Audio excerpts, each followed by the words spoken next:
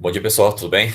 Bem-vindos ao InnoStart. Eu sou o Bruno, diretor de pré-aceleração de startups do NEU São Carlos, né, o Núcleo de Empreendedorismo da USP São Carlos, e queria dar os parabéns para vocês.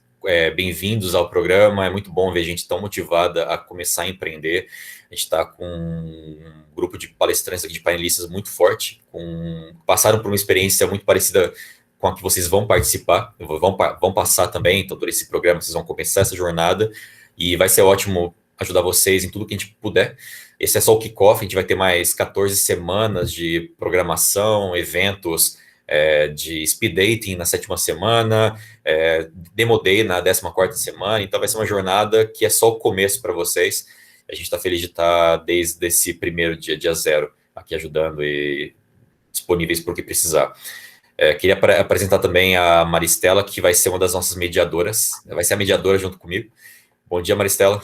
Bom dia, pessoal. Sejam bem-vindos, né, ao início dessa jornada que com certeza vai mexer muito com vocês. Queria agradecer o convite e já me colocar à disposição de todos os cientistas e empreendedores que estão aqui. Eu sou Maristela, sou especialista na área de inovação e design estratégico, trabalho com projetos de inovação, também focado em Deep Techs, também focado em desenvolvimento de solução de base tecnológica na Wilinka. E aí, só para dar uma contextualizada, a Wilinka é uma ONG que existe já há 8 anos. A gente trabalha no ecossistema nacional para incentivar o empreendedorismo de base tecnológica. Então, a gente faz uma série de projetos com públicos bastante diferentes. Um dos públicos que a gente atende são vocês, então a gente faz diversos programas de pré-aceleração, de aceleração, capacitação, eventos de sensibilização para despertar o comportamento empreendedor, desenvolver as competências de inovação em pesquisadores que querem levar a sua ciência para o mercado, mas a gente também trabalha com outros atores do ecossistema, como, por exemplo, agências de inovação que estão dentro de governos, agências de inovação dentro das universidades, né, que são os NITs, incubadoras, enfim, a gente tem uma equipe bem variada e multidisciplinar que dá apoio ao ecossistema de inovação no Brasil, fazendo projetos em parceria, tanto com a iniciativa pública quanto privada. Então, a gente tem projetos em parceria com empresas que têm desafios e querem se conectar à universidade, mas a gente também faz projeto com o SEBRAE, com o governo estadual, com o governo federal. E é isso, me coloco à disposição de vocês e acho que o bate-papo hoje vai ser muito bacana, vai ser muito inspirador. Façam perguntas e tragam também todas as dúvidas de vocês sobre como vai ser essa jornada, que vai ser muito bacana discutir aqui esse processo pela perspectiva de vocês também. Obrigado, Maristela. A gente vai, inclusive, ter, então, as perguntas, a gente vai ter algumas perguntas que a gente vai fazer ao longo do comecinho, né? A estrutura do programa vai começar com uma meia hora para cada um dos panelistas se apresentar, então a gente ia ter menos tempo, mas agora a gente tem mais tempo para conversar, então 10 minutos para apresentar, contar a trajetória, falar um pouco sobre cada um deles, e depois a gente vai ter algumas perguntas que vão ser feitas ao longo das 10h30 em diante, que vão ser feitas pela Maristela e por mim, e depois vai ter um momento para vocês poderem fazer perguntas. Então já vão mandando perguntas aqui no chat, a gente vai separando, vamos fazer essas perguntas em determinado momento, e a partir das 11h30 a gente vai encerrar a live, vai parar de gravar, e aí vai ser um espaço de network. Então quem quiser conversar, falar um pouco mais sobre outros assuntos que estão fora do tema daqui, quiser trocar contato, vai ser muito legal, que é o que num evento presencial aconteceria, o cafezinho ali, e é importantíssimo que vocês aproveitem essa oportunidade, vai ser muito bacana ter essa integração entre todo mundo. Então eu queria chamar aqui o Marcos Valadares, da Pluricel. Por enquanto, Pluricel, ele vai falar um pouco mais sobre isso. E bem-vindo, Marcos, conta um pouco sobre você.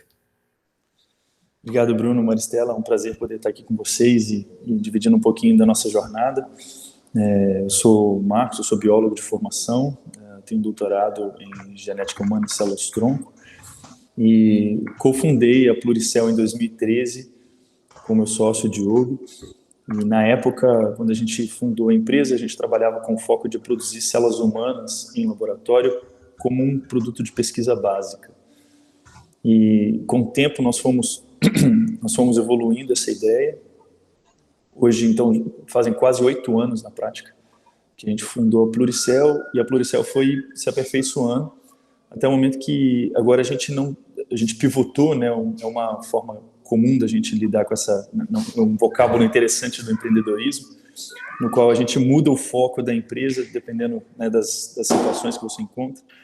E a gente pivotou, a gente não produz mais células humanas como um reagente de pesquisa. A gente entendeu que existe uma oportunidade muito interessante da gente atuar, que é o desenvolvimento de terapias celulares a partir dessas células que a gente já produziu no laboratório. A Pluricell galgou esses passos, a gente reestruturou a empresa nessa linha, e ontem a gente deu um novo passo no desenvolvimento da empresa, né? Ontem a gente oficializou isso, digamos assim, a gente mudou o nome da empresa, chama hoje Lizard Biotherapeutics, é uma empresa que a gente internacionalizou ela está com estrutura também nos Estados Unidos hoje, com a proposta de conseguir alavancar os dois ecossistemas, né? Tanto aqui no Brasil, a gente continua com o laboratório no Brasil, mas o nosso interesse é expandir também agora lá nos Estados Unidos, não só com parcerias, com possibilidades de investimento, e seguir todas essas oportunidades que a gente pode observar também no ecossistema fora do Brasil. Então, esse é um pouco do nosso histórico, e vai ser um prazer poder a gente discutir um pouquinho também de como funciona essa questão de empreendedorismo científico aqui no país, quais são os gargalos, possivelmente, e também como a gente consegue melhorar, né, ainda mais o nosso ecossistema aqui no Brasil.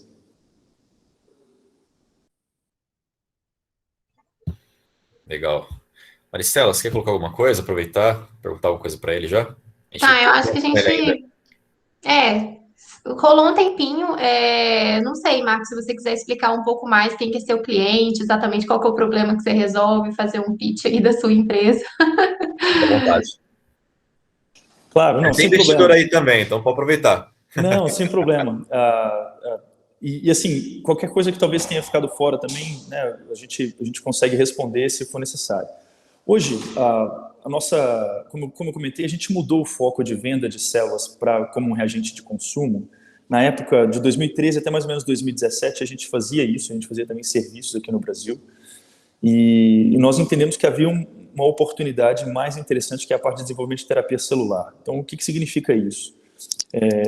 Assim como as empresas farmacêuticas exatamente desenvolvem medicamentos, geralmente, ou químicos, ou produtos biotecnológicos, né, proteínas recombinantes e coisas do gênero, a terapia celular é um novo passo, né, uma nova fronteira da medicina, que é conhecida como medicina regenerativa, no quais os produtos eles aumentam de complexidade.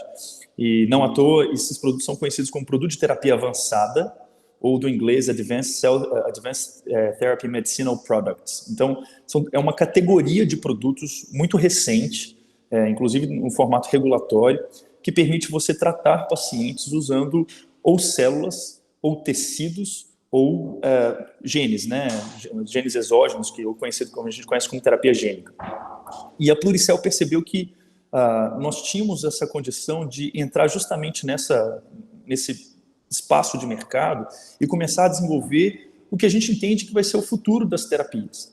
A gente entende que até agora, né, a medicina ela foi caminhando com o seu conhecimento e a gente foi aproveitando as oportunidades de conseguir desenvolver alguns medicamentos que tratam doenças ou que antes as doenças tinham um componente muito agudo para elas, né?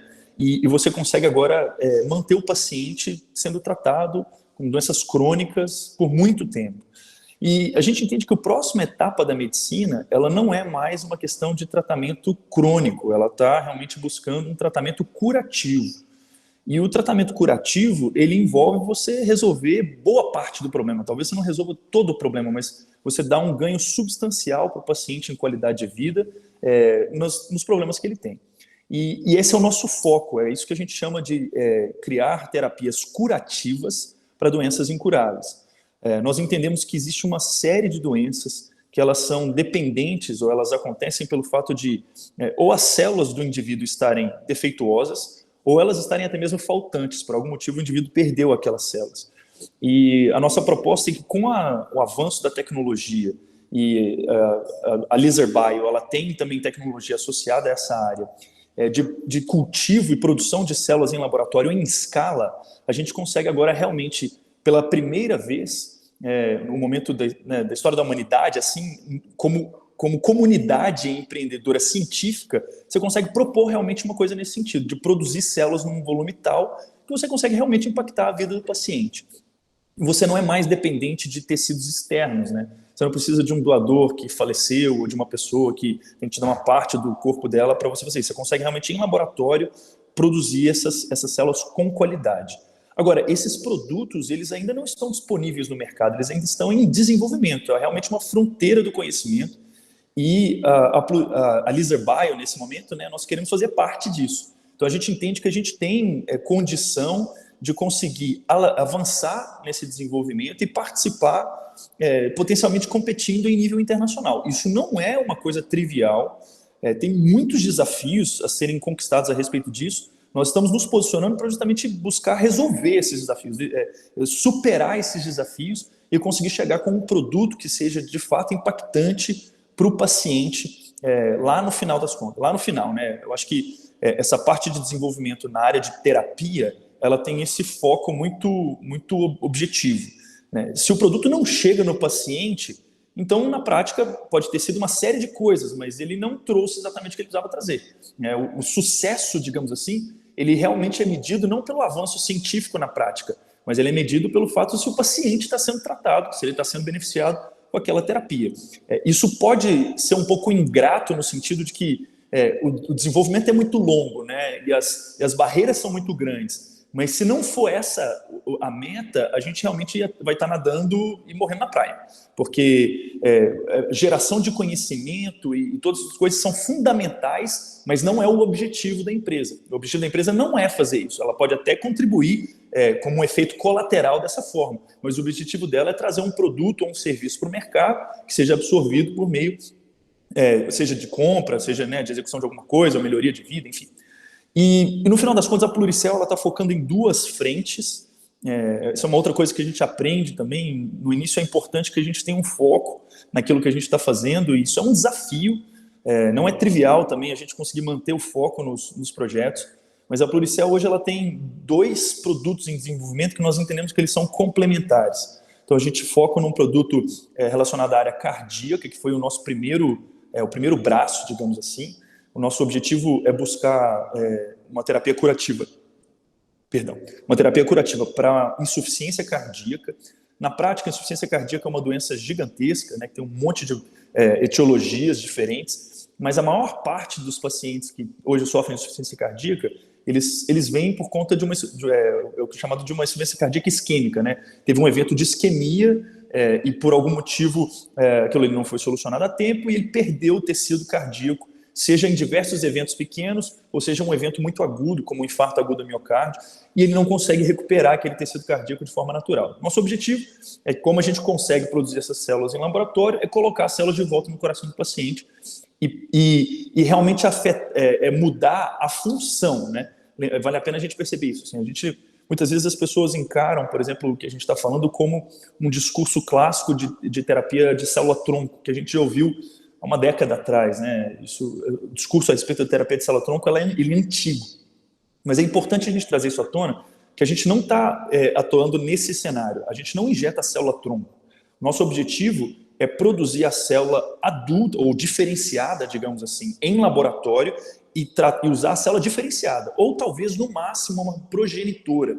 Mas a diferença disso é o seguinte: antigamente entendia-se que realmente se você colocasse, existe uma série de situações que eu não vou entrar aqui no mérito do conceito exatamente, mas antigamente as terapias propostas, elas visavam que a célula nem ficasse lá no tecido, talvez ela ficasse por um tempo só no tecido e ela depois, né, ela não era mais encontrada, ela não ia compor o tecido final. Todo o efeito previsto era um efeito chamado de parácrino, né, no qual a célula simplesmente contribui para o ambiente dela, mas ela não faz parte do ambiente, ela depois é até descartada. Esse não é o nosso objetivo hoje. Hoje o nosso objetivo é criar células que vão realmente permanecer no tecido pela vida do paciente todo. Quando a gente fala desse problema cardíaco, por exemplo, nosso desejo é contribuir com unidades funcionais do tecido cardíaco, que é o cardiomiócito, para que no final das contas o coração tenha uma maior capacidade de bombeamento de sangue de fato, que é o problema principal, o problema raiz da doença, quando a gente está falando de uma insuficiência cardíaca por isquemia, né, por perda de tecido cardíaco. Então, esse é o foco que a gente tem hoje na parte cardíaca. A gente também tem um foco mais recente na parte neurológica, para o tratamento de doenças, para uma doença específica chamada síndrome de Rett, que é uma doença do neurodesenvolvimento, e que existe um componente muito importante relacionado a uma célula do sistema nervoso central, que são os astrócitos. Então, da mesma forma, nós queremos produzir essas células, colocar isso no cérebro de pacientes com síndrome de Rett para melhorar a função neuronal deles. Então, na prática, né, sintetizando aqui, eu não quero também me alongar muito, o nosso objetivo é produzir células humanas em laboratório e usar essas células como potencial de terapia curativa para doenças que hoje não têm nenhum tratamento disponível no mercado. Legal, Marcos. Pode apresentar ela então, Maristela, a Janaína. Tá, eu vou chamar a Janaína, então. Janaína, se você puder, então, contar um pouquinho sobre sua trajetória empreendedora, como que você decidiu empreender e falar um pouquinho também sobre o que a sua empresa faz, qual o problema de mercado ela resolve, e aí a gente tem aí 10 minutinhos, mas se você falar em menos tempo, a gente inventa uma pergunta para você também.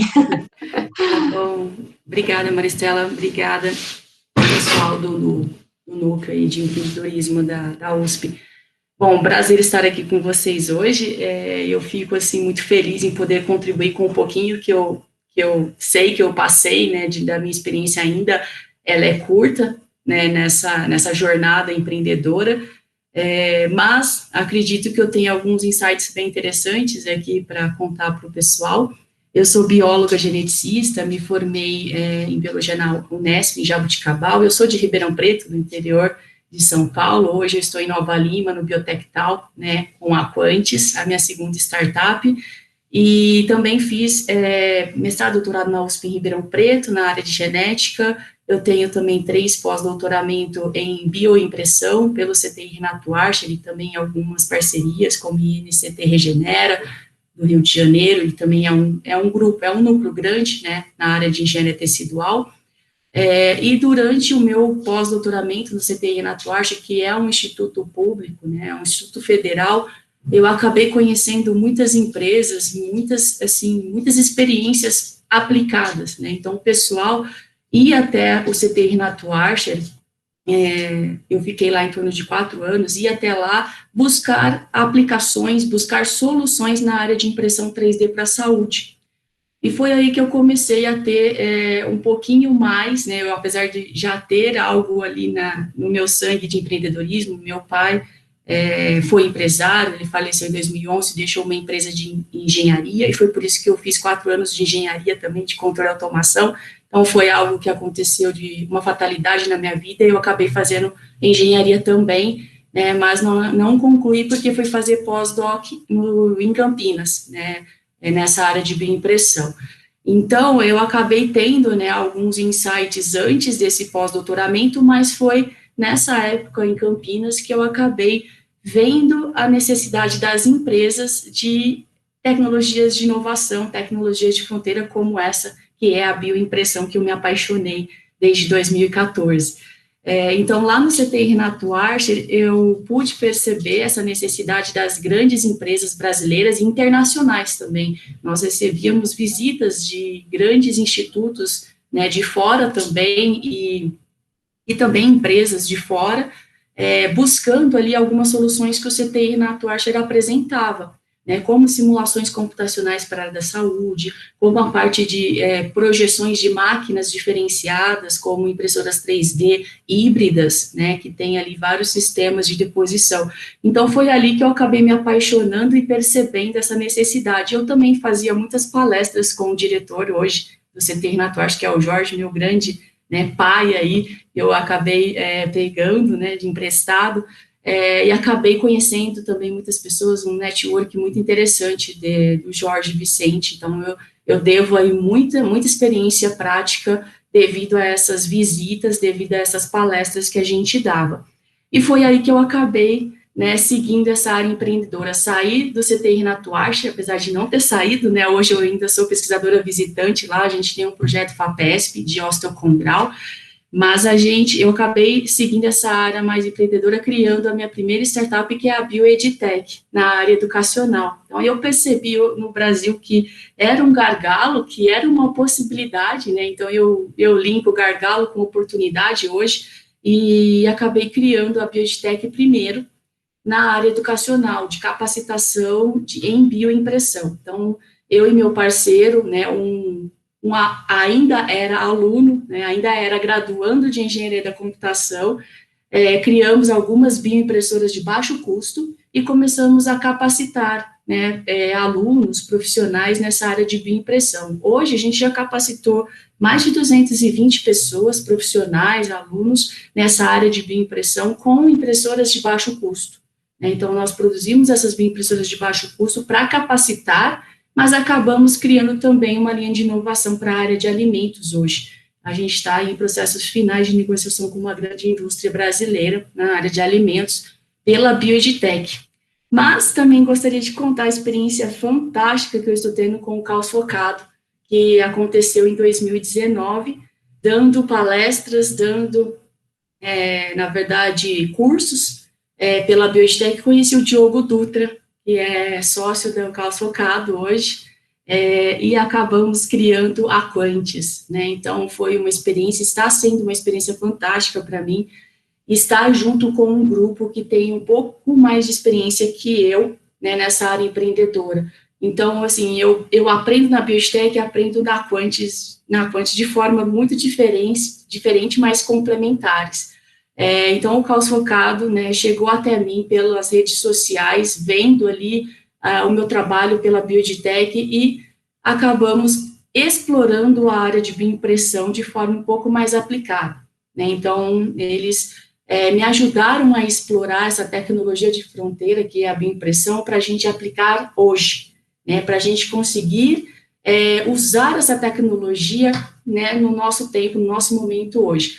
E exploramos várias áreas, vários segmentos aí de ovas de peixe, córnea, cartilagem, né, e eu sempre acabava falando para o Diogo, a gente tem que olhar a bioimpressão como uma ferramenta poderosa, né, de grande potencial, mas que ainda não está construindo órgãos, né, bioimpressos, funcionais, a gente ainda não tem isso. Tem muito ainda pela frente para a gente conseguir chegar. Eu acredito que sim, que vamos chegar aí a ter tecidos funcionais complexos, mas hoje realmente a gente não tem isso, não tem essa possibilidade.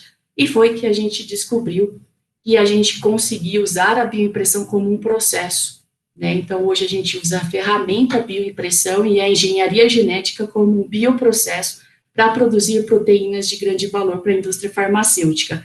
Mas foi uma exploração de quase um ano, né, ali fazendo workshops com o grupo do Caos Focado, fazendo entrevistas com as indústrias, fazendo entrevistas com os pesquisadores de várias universidades, inclusive pesquisadores de fora do Brasil.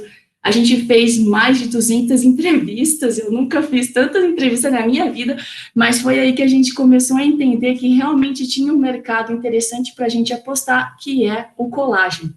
E aí a gente conseguiu colocar a bioimpressão como ferramenta, aí a engenharia genética também, para a gente explorar a produção, a alta produção de colágeno, elastina, ácido hialurônico e fibronectina, que são proteínas da matriz da pele, né, da matriz extracelular da pele.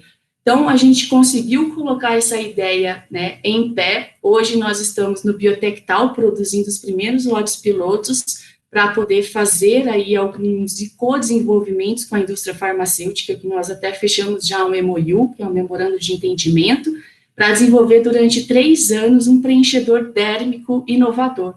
Hoje, os preenchedores dérmicos, por exemplo, né, de ácido hialurônico, são preenchedores ali que ajudam, né, o microambiente da pele a, né, ter um pouquinho mais de consistências saudáveis, né, que acaba ajudando o envelhecimento.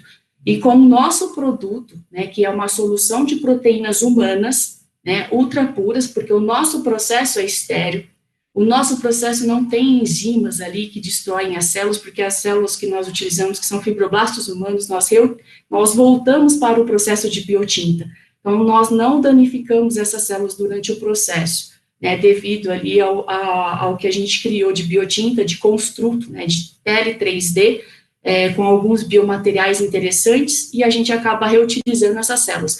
Mas tudo isso foi uma exploração, foi um aprendizado, com várias entrevistas, né, com um grupo, né, muito grande, ajudando a gente ali a pensar. onde eu extraí meu conhecimento que eu tinha já adquirido durante todos esses anos, juntei com o conhecimento também do grupo do Caos Cocado, e nós conseguimos afunilar e encontrar um mercado interessante, que é esse de colágeno, né? Então, mais ou menos aí um pouquinho da nossa história na Quantis, de 2 anos, mas parece que foram 10, né? Muito engraçado, parece que cada dia é um mês, mas para mim eu acho fenomenal, sabe? Porque cada hora é um desafio que a gente tem que vencer. Não é algo que está pronto, a gente, na verdade, vai construindo nessa jornada, então é muito interessante, eu gosto disso. Então, vocês que estão começando nessa área, acho que tem que sentir ali o gostinho dos desafios que vão sendo vencidos cada minuto, cada hora. Então, isso para mim é o que me chama atenção, é o que faz eu ter um brilho no olhar ali e falar, eu quero fazer isso o resto da vida, né? Então, é basicamente nessa minha experiência que eu gostaria de passar aqui para vocês, que é curta, mas para mim parece que já faz realmente um século, mas é só trazendo aí um pouquinho do que eu estou vivenciando na Biotech e na Quantis também. Legal, Janaína, parabéns pelo seu trabalho. Obrigada. Bom, não sei se eu cumpri os 10 minutos, mas... Cumpriu, foi certinho. Até sobrou 3 segundos aqui. Obrigado. Obrigado, Janaína, muito bom. E agora chamar o Rodrigo Fraga Silva, que é CEO da Confia. Bem-vindo, Rodrigo. E obrigado por participar. Obrigado pelo convite, obrigado, Bruno, é um prazer. Bom dia para todo mundo. Obrigado, Maristela. Bom, deixa eu falar um pouco sobre a Confia, mas só um pouco sobre minha trajetória. Eu sou farmacêutico, fiz farmacologia, sou de Minas Gerais, estudei na FMG, e eu entrei na pesquisa desde cedo, desde 18 anos, 19 anos, assim que eu entrei na universidade, no primeiro semestre eu comecei a fazer iniciação científica, e de lá não saí, né? Então continuei, depois de formado, fui para o doutorado, direto, e acabei terminando o doutorado muito cedo, acabei o doutorado com 25 anos, fui para os Estados Unidos fazer meu primeiro pós-doc, e nessa época sempre apaixonado com ciência, né? Quando você entra lá com 18 anos, você começa a manipular o RNA, DNA, você fica aqui, é muito bom para contar para a namorada, né? Você, olha, estou manipulando o DNA, estou fazendo isso e aquilo. Mas foi passando um tempo, né? As publicações vindo, seguindo essa carreira, e me apaixonei com a carreira acadêmica, pesquisa. Mas depois de um tempo, fica um pouco monótono, né? Você vai publicando paper atrás de paper, e aquilo perdeu um pouco o brilho, né, para mim. E, apesar do convite de continuar nos Estados Unidos, eu acabei voltando para o Brasil e larguei a pesquisa. Por 2 anos e meio, trabalhei como perito da Polícia Civil de Minas Gerais. Foi um ótimo período, né? Tenho muitas histórias para contar das perícias, mas aí foi bom, porque esse período eu senti muita saudade da pesquisa, né? Eu me senti que eu tinha enterrado tudo que eu tinha feito até então. E aí bateu aquela vontade, eu e minha esposa ainda muito novos, eu falei, vamos sair de novo, né? E decidimos desde 2011, a gente está... Você desligou seu microfone, Rodrigo, sem querer. Opa, desculpa. Então a gente acabou vindo para a Suíça para continuar a pesquisa e para entrar na vida acadêmica, né? Então, enfim, e aqui eu vim, então eu estou aqui desde 2011, mas aqui, graças a Deus, o ambiente de inovação e criação de startups é muito forte, né? Então eu vim com o objetivo de fazer pesquisa, e durante esse período, fazendo pesquisa, acabou vindo a ideia da Conf, mas também inspirado pelo ambiente. Aqui é um ambiente muito forte em medical device, né, e principalmente em implantes em geral. E esse ambiente cria aquele ambiente de inspirador. Você tenta pensar no que você faz e tenta pensar em medical device que encaixa ali. Eu sempre trabalhei com biologia vascular, em geral, e muito em disfunção erétil. Então, publiquei vários artigos em disfunção erétil. E ali pensando, um dos experimentos que a gente fazia para estudar a função erétil de rato, você põe um eletrodo no gânglio pélvico maior ou no nervo cavernoso, você estimula. E ali se causa ereção, né? E aí vendo outros devices aqui que é controlados remotamente, eu pensei, poxa, por que não? Por que não colocar um eletrodo no humano como marca-passo, que você ativa por controle remoto e você mantém a ereção? E aí, como todo cientista, eu fui atrás da literatura, e aí a primeira pergunta que vem é por que ninguém pensou nisso antes, né? E aí eu fui atrás da literatura, buscando qual era a resposta. Na verdade, muita gente tinha tentado isso antes, fazer esse tipo de dispositivo. E, bom, aí em 2012, já no fim de 2012, eu tive a sorte de receber um prêmio pela Sociedade Internacional de Medicina Sexual, em Chicago, e aí teve um jantar próximo, e por sorte eu conheci dois dos professores que publicaram tudo sobre isso, né? O histórico tá tudo sobre eles. E ali eu conversei, por que isso não foi para frente? Então ali que eles deram um pouco de clareza, e aí alguns papers depois eu fui pesquisar e fazer sentido. Na verdade tem um problema técnico, quando você vai para o camundongo, você vê um nervo, então é simples, você pega o nervo, põe o eletrodo sobre o nervo, ativa e tem ereção. Se você vai para o cachorro, é o mesmo processo. Se você vai até para macacos, que é mais próximo da gente, ainda tem um nervo cavernoso. Mas por algum motivo na natureza, quando você abre o humano, você não vê. O tecido está embebido ali, se chama num tecido em plexo, embebido no tecido pélvico. Então você não sabe onde colocar seu eletrodo. E para complicar ainda mais, a variação anatômica de homem para homem muda muito, né? Então a gente entendeu o problema. E aí a gente vê com uma solução muito simples, né? A nossa solução é extremamente simples, mas ninguém tinha feito, patenteado, é cobrir toda a área com um eletrodo flexível.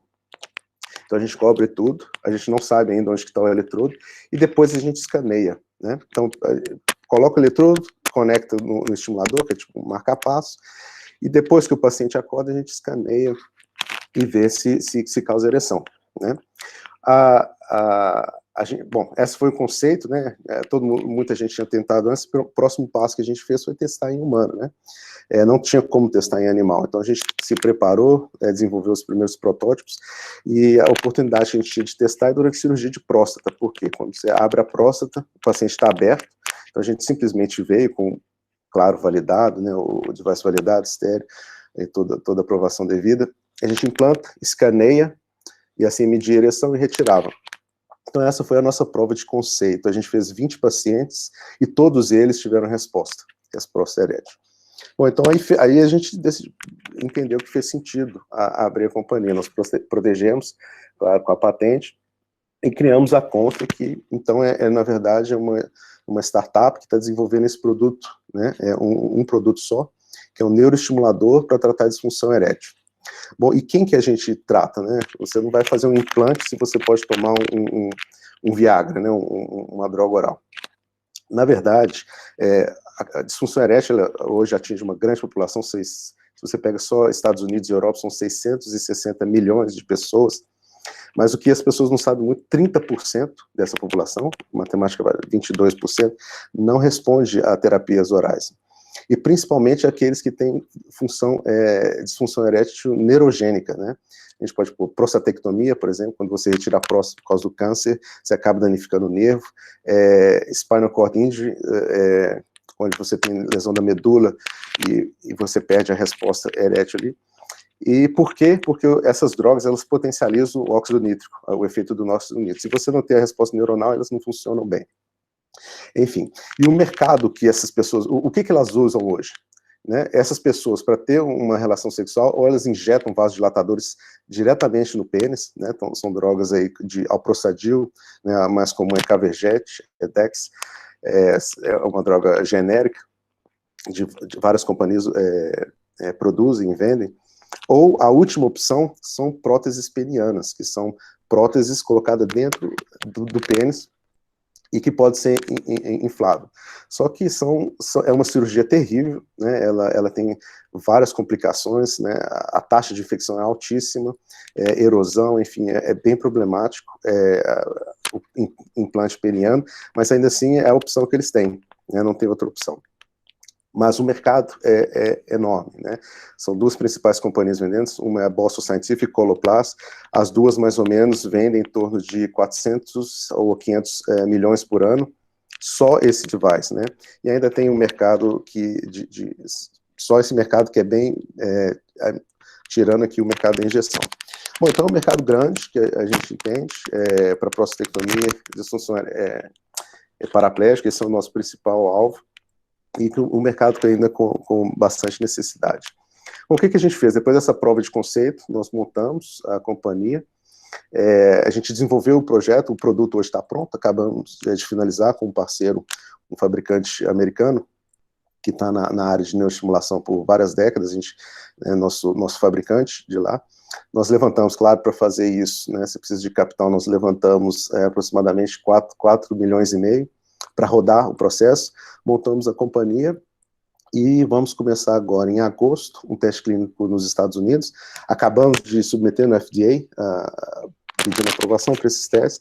Vamos fazer em agosto nos Estados Unidos, no John Hopkins, fazer os primeiros pacientes, e aqui também na Suíça, em prostatectomia. Na Suíça vamos fazer 10 pacientes também no Instituto Swiss Paraplegic Center, é um dos principais institutos na Europa de pacientes paraplégicos, né? Eles se concentram lá no Instituto Grande de bastante renome. E assim é o nosso próximo passo. Nosso próximo passo é essa prova de conceito, produto final, e aí como uma medtech normal, é aprovação, e aí indo para o mercado, e, potencialmente, né, uma exit por aquisição de uma dessas companhias grandes. Eu não sei se eu tenho mais tempo, é mais ou menos isso, a história da Confia. Acho que a gente pode emendar a primeira pergunta, até porque isso que você estava trazendo agora, Rodrigo, já era o gancho da primeira pergunta que a gente separou aqui.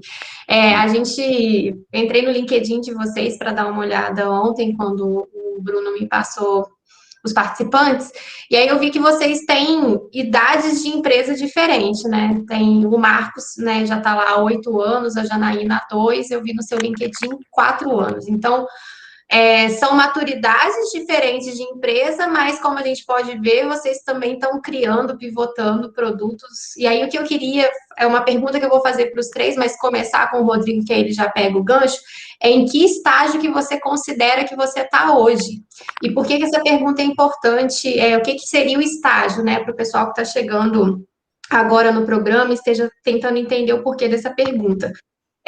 As startups, ela tem estágios, assim, a gente tem o estágio que você está descobrindo qual que é o problema que você quer resolver, o estágio onde você está validando se a sua solução resolve o problema, depois você está modelando um negócio para conseguir viabilizar a entrega dessa solução para o mercado em escala e tudo mais.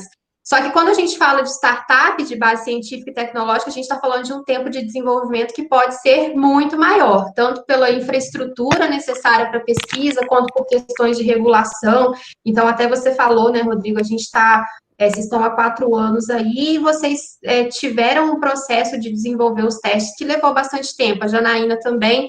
Então, eu queria que você dissesse para a gente em que estágio você considera que você está hoje do desenvolvimento da sua empresa, e depois eu vou pedir para a Janaína e o Marcos, na sequência, responderem também essa mesma pergunta. Tá ok.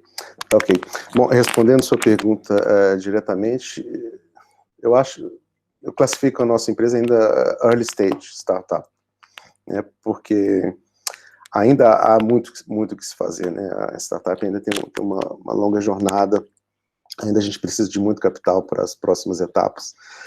Mas, só fazendo uma extensão da sua pergunta, eu acho que varia muito de empresa para empresa, de produto para produto, né? Ou de business case para business case. Às vezes, uma empresa pode ter mais produtos. Como você mesmo disse, se for uma empresa de fármaco, ela nunca vai chegar a ser comercial, né? É quase impossível uma startup chegar a comercial. Normalmente, ela faz um licenciamento antes, e o tempo de desenvolvimento é muito maior. MedTech, se for um implante, também demora muito tempo, mas bem menos, e se for um MedTech que não é classe 3, não é um implante ativo, é mais curto. E também, eu não entendo muito de outro tipo de negócio, eu entendo mais de healthcare, mas normalmente leva-se muito tempo, e também existem 2 tipos de produtos, né, nessa área. Se a gente puder classificar dessa forma, um que é o dispositivo ou o medicamento disruptivo, que não existe nada parecido na área, e normalmente essas empresas, né, eu classifico a minha como uma delas, que não tem nenhum neuroestimulador para tratar disfunção erétil, é o primeiro device fazendo isso, e então, normalmente essas empresas, elas levam mais tempo, mas o exit acontece normalmente antes, potencialmente antes. Agora, outro tipo que tem é uma que é complementar, na verdade. Por exemplo, você tem um dispositivo, um implante que faz certa coisa, mas aí você tem uma tecnologia que melhora aquilo, né? Então, ela tem uma inovação complementar. Ela vai mais rápido, porque você tem todo o predicado anterior das outras companhias que você pode absorver e usar, o tempo de regulamentação mais reduzido. Então, você consegue acelerar esse processo. Mas, entretanto, o exit normalmente está mais para frente, porque você não precisa provar o conceito. Na verdade, você precisa provar o conceito, mas também provar o mercado, né, que você pode competir com as empresas que estão por aí, que são seus competidores. Outra coisa também que é importante levar em conta é que toda startup, ela vai de milestone a milestone. É importante cada startup, cada produto, ganhar valor ao longo do tempo, né? Então é importante identificar o que você gera de valor para sua empresa, qual que é o próximo passo que gera valor. Então você sempre pode pensar, o que eu faço para aumentar a minha próxima avaliação, para levantar capital. E aí você foca naquele milestone e vai seguindo, né? Então, e acho que isso é mais importante do que mesmo classificar a sua empresa, se ela é early stage, advanced stage. Acho que o mais importante é identificar os seus milestones que geram valor, né, que agregam valor ao seu negócio. Normalmente, a comercialização está lá na frente, né, como medical device, a comercialização está longe, mas você agrega muito valor até chegar lá. Então, você faz essa escada de agregação de valor. Construir essa escada eu acho mais importante do que qualquer coisa. Aliás, você precisa disso para atrair mais investimento, né? Porque à medida que você avança, você precisa de mais capital, e para conseguir mais capital, você tem que agregar mais valor. Num early stage, você não consegue levantar muito capital, né? Você tem que ir desenvolvendo em forma de escada. Legal, Rodrigo, obrigada. Vou passar para a Janaína, então. Legal, Maricela. Nossa, no caso da Quantis, nós exploramos ali vários produtos iniciais, né? Um deles que a gente viu que tinha realmente sentido foi o preenchedor dérmico, então foi o primeiro que a gente apostou, apesar de precisar de um tempo maior de desenvolvimento. Então, nós já sabíamos que o preenchedor dérmico ali, criado com a nossa solução, demoraria um tempo para ir para go-to-market, mesmo com a indústria farmacêutica ajudando, né, ali co-desenvolvendo, e tentamos identificar quais outros possíveis produtos poderia fazer sentido agora. E nós descobrimos, né, com relação ao gel do colágeno, que é muito usado em P&D. Então, é algo rápido, algo que não precisa de um registro de Anvisa, porque é para pesquisa e desenvolvimento, e que teria um avanço com o nosso, que é de matriz extracelular de pele, né, por um processo aí que não causa nenhum dano nas células e que não tem nenhum subproduto tóxico, como acontece com o colágeno bovino, colágeno de animais, que acaba sendo extraído e acaba sempre tendo algum subproduto ali complicador. Então, nós identificamos que poderíamos apostar nesse gel, enquanto o nosso co-desenvolvimento do preenchedor final estivesse na linha ali de desenvolvimento. E hoje a gente fechou já vários contratos com indústrias de cosmético e algumas outras empresas de testes in vitro para testar esse nosso gel, né, no desenvolvimento deles, né? Por exemplo, esse nosso gel de colágeno, que não é só colágeno que tem ali, são proteínas de matriz, ele acaba sendo muito útil no desenvolvimento de peles 3D para teste de cosméticos sem utilização de animais. Então, né, para a gente poder acelerar um pouquinho e ter um faturamento mínimo durante esses anos de desenvolvimento do preenchedor final, a gente encontrou um produto mais barato, né, mais interessante, assim, para chegar já no mercado de uma forma estratégica, né, sem ter que registrar ali nos órgãos regulatórios, como a Anvisa. Então, a gente está caminhando com esses géis de matriz que não é descelarizada, né, matriz que a gente produz de tecidos 3D, para venda, né, nessas empresas de cosmético, principalmente, e a gente já está olhando também outro produto, que é o preenchedor articular, né? Então, a gente também já identificou que a nossa solução pode ser ali um gel de proteínas que ajuda, que auxilia na reconstrução, na regeneração de tecidos articulares, né, cartilagem, osso, mudando apenas o tipo celular que a gente utiliza. Então, hoje a gente está utilizando fibroblasto humano para coleta das matrizes ali, das proteínas de matriz de pele, por exemplo. E a gente mudando para células-tronco ou condroblastos, né, ou a diferenciação delas, a gente conseguiria ali uma solução de colágeno tipo 2, condroitina e outras proteínas benéficas para a cartilagem.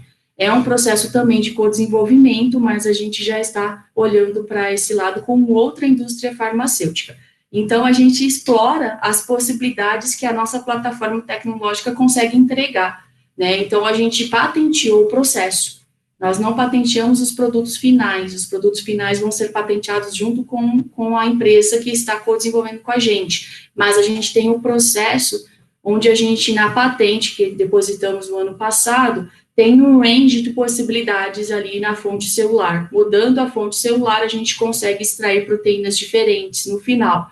Então, com essa plataforma tecnológica, a gente está explorando agora essas várias possibilidades, né, preenchedor dérmico inicial, preenchedor articular, os géis que podem ser usados para P&D em vários desenvolvimentos. Então, basicamente, a gente está olhando para esse range de possibilidades, mas a gente entende que precisa ser ainda desenvolvido, ser otimizado, ser refinado, e aí a gente tem ali vamos ter um suporte dessas empresas farmacêuticas que a gente está fechando, contrato, uma já está finalizado ali, com o finalzinho do MOU, já quase indo para o contrato final, mas a gente vê essa possibilidade também de co-desenvolver outros produtos.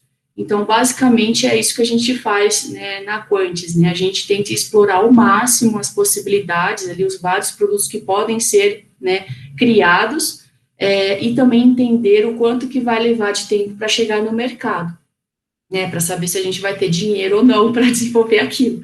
Então, basicamente, quando a gente percebe que é um desenvolvimento um pouquinho mais complicado, aí a gente vai para o co-desenvolvimento. Quando a gente entende que é um produto que pode ser utilizado para P&D, a gente também já percebe ali que é algo estratégico para nós, para ter um mínimo de faturamento ali durante os anos até chegar o produto mesmo com valor agregado. Então, basicamente, a gente está trabalhando dessa forma na Quantis, com essas possibilidades de produtos e desenvolvimentos. Legal. Comentando um pouco da Pluricel, eu não quero frustrar as pessoas aqui que estão na reunião, mas apesar da gente ter 8 anos de empresa, nós ainda nos consideramos uma empresa early stage. Eu vou pegar um pouco do que o Rodrigo comentou. Primeiro, varia muito de área para área, que cada um está trabalhando. No caso da Pluricel, eu não diria que é tanto só isso. O fato é que nós iniciamos a empresa em 2013 com um foco completamente diferente. O nosso foco era realmente comercialização de produtos para a área de pesquisa básica, e nós assim o fizemos. Ao chegar no mercado, com esse produto, tem todo um desafio, de você chegar no mercado, desenvolver o produto, conseguir fazer com que as pessoas comprem o produto e tudo mais. Mas depois que a gente chegou no mercado, a validação que nós tivemos foi que aquele mercado não seria suficiente para suportar o que a gente estava planejando como projeto para a Pluricel. Então, a gente olhou a resposta do mercado, a gente olhou as nossas capacitações internas, e aí nós falamos, olha, nós entendemos que não é o mercado que a gente deve atuar, e nós precisamos focar no mercado que a gente quer atuar. Foi quando a gente decidiu caminhar para uma área de desenvolvimento como produto de terapia celular. Se eu fosse estabelecer uma data quando de fato isso foi virado a chave, eu posso dizer que isso foi quando a gente conseguiu o investimento, que possibilitou o nosso primeiro passo na área de terapia celular, que foi final de 2018. Então, se a gente falar aqui, final de 2018, até agora, a gente está falando de aproximadamente aí 2 anos e meio, mais ou menos. E nesses 2 anos e meio, agora, como área de fato de desenvolvimento para terapia celular, a gente entra naquilo que o Rodrigo falou.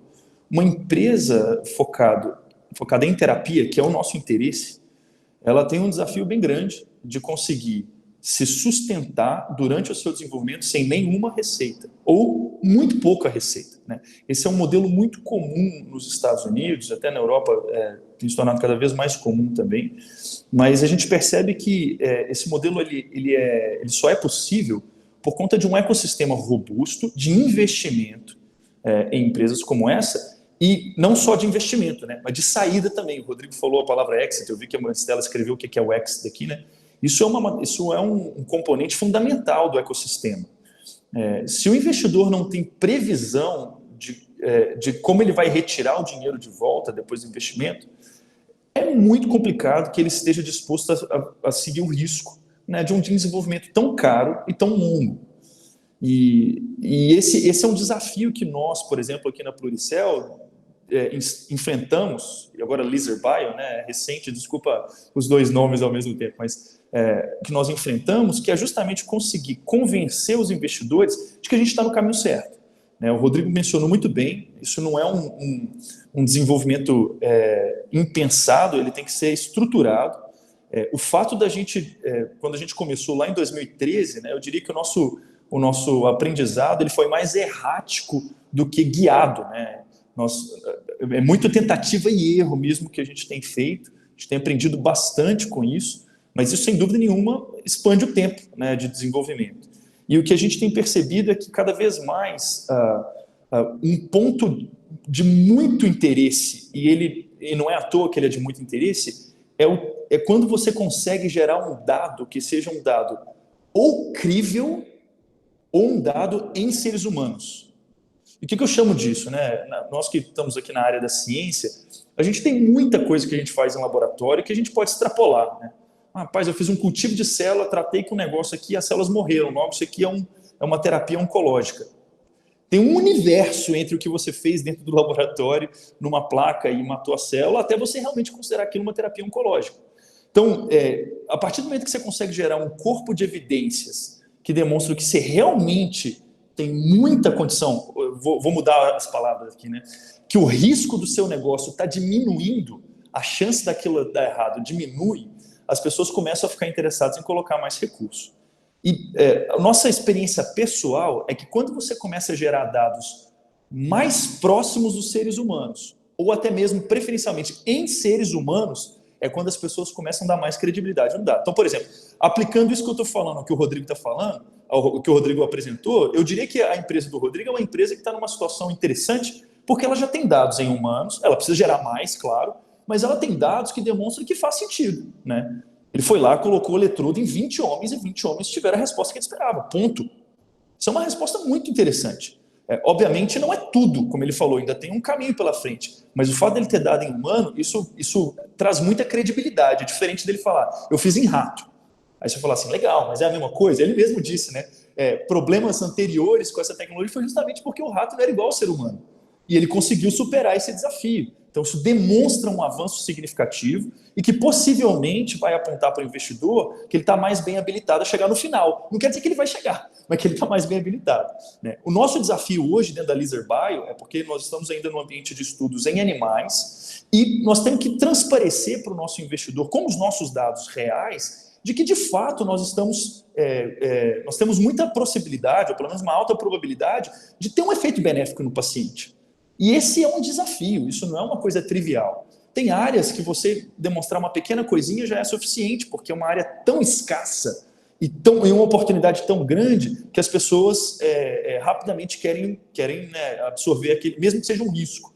Mas outras áreas, elas já são mais combatidas, digamos assim, né?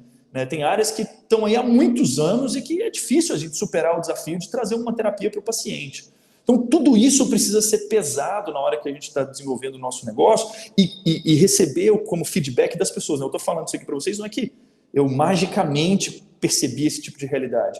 É que aos poucos você vai percebendo que as pessoas, apesar de você entregar algumas coisas, elas permanecem céticas. Ou que, na verdade, elas são sensíveis a um outro tipo de informação que você não está entregando. Mas na hora que você entrega, a pessoa começa a tomar uma outra atitude, ela tem interesse maior na sua empresa, ela quer conversar mais com você, ela quer colocar talvez um valor de investimento menor, mas ela quer primeiro acompanhar como é que você está fazendo. Então, tudo isso são informações que você recebe não tanto diretas e objetivas, mas indiretas a respeito de como você está apresentando o seu negócio e como que as pessoas estão enxergando o seu negócio da forma que você apresenta. Atualmente, então, nós nos consideramos hoje early stage por um motivo muito claro. Apesar de nós termos dados em animais, os modelos que hoje a gente tem, os dados, eles são modelos considerados poucos translacionais para seres humanos. Eles são uma evidência interessante, mas a gente ainda precisa avançar um pouco mais. Então, as pessoas ainda enxergam bastante risco no negócio. Com toda a credibilidade que os estudos possam ter, ainda existe risco. Então, a gente precisa mitigar esse risco trazendo modelos altamente confiáveis, não cientificamente falando, mas humanamente falando. São modelos que são muito translacionais e que, a partir do momento que você consegue realmente demonstrar aquela informação nesses modelos, você ganha mais confiança. O Rodrigo falou bem, né? Você consegue superar um desafio e portanto, você está numa outra escala. A pessoa te dá um valor maior, né? Vocês vão ter muito esses termos aí ainda para ser discutidos, né? Valuation e tamanho de empresa, enfim, cheque de investimento. Mas é importante que isso aconteça. Pegando um pouco no gancho disso que a Janaína falou também, de ter um modelo onde você consegue gerar receita, como empresa, eu acho que a gente não seria um exagero reduzir o objetivo da empresa à comercialização, tá, pessoal? Parece o seguinte, parece que é só comercialização. De fato, o objetivo da empresa precisa ser levar isso para o mercado e comercializar. A prova cabal se a empresa está gerando ou não valor é o mercado. Não importa se o pitch é lindo, não importa se a tecnologia é maravilhosa. Se ela não vende, ela não é bem sucedida. Ponto. Simples assim.